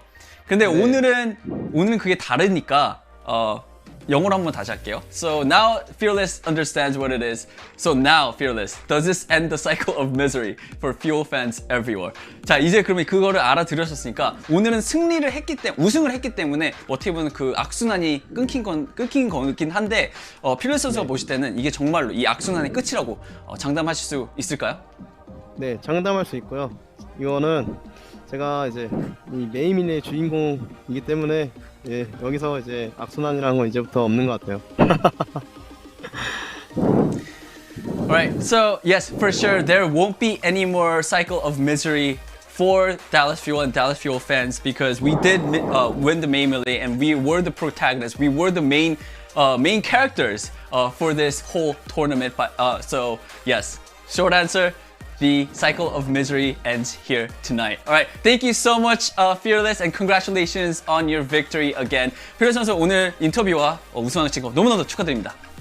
진짜 너무 감사합니다. Alright, let's head back to the desk. Thank you so much, Danny Lehman, Fearless. Well, you know what? They turned the cycle into a line of victory, and I'm so happy for it. Also, can we just have a segment here where Danny explains memes? I kind of feel like we need that. I'm sweating, guys. That was kind of difficult. I can't wait to hear that one go so well. No, I loved it though, Danny. I don't speak Korean, but I felt like he nailed it. Does Fearless knows he's the protagonist of the league?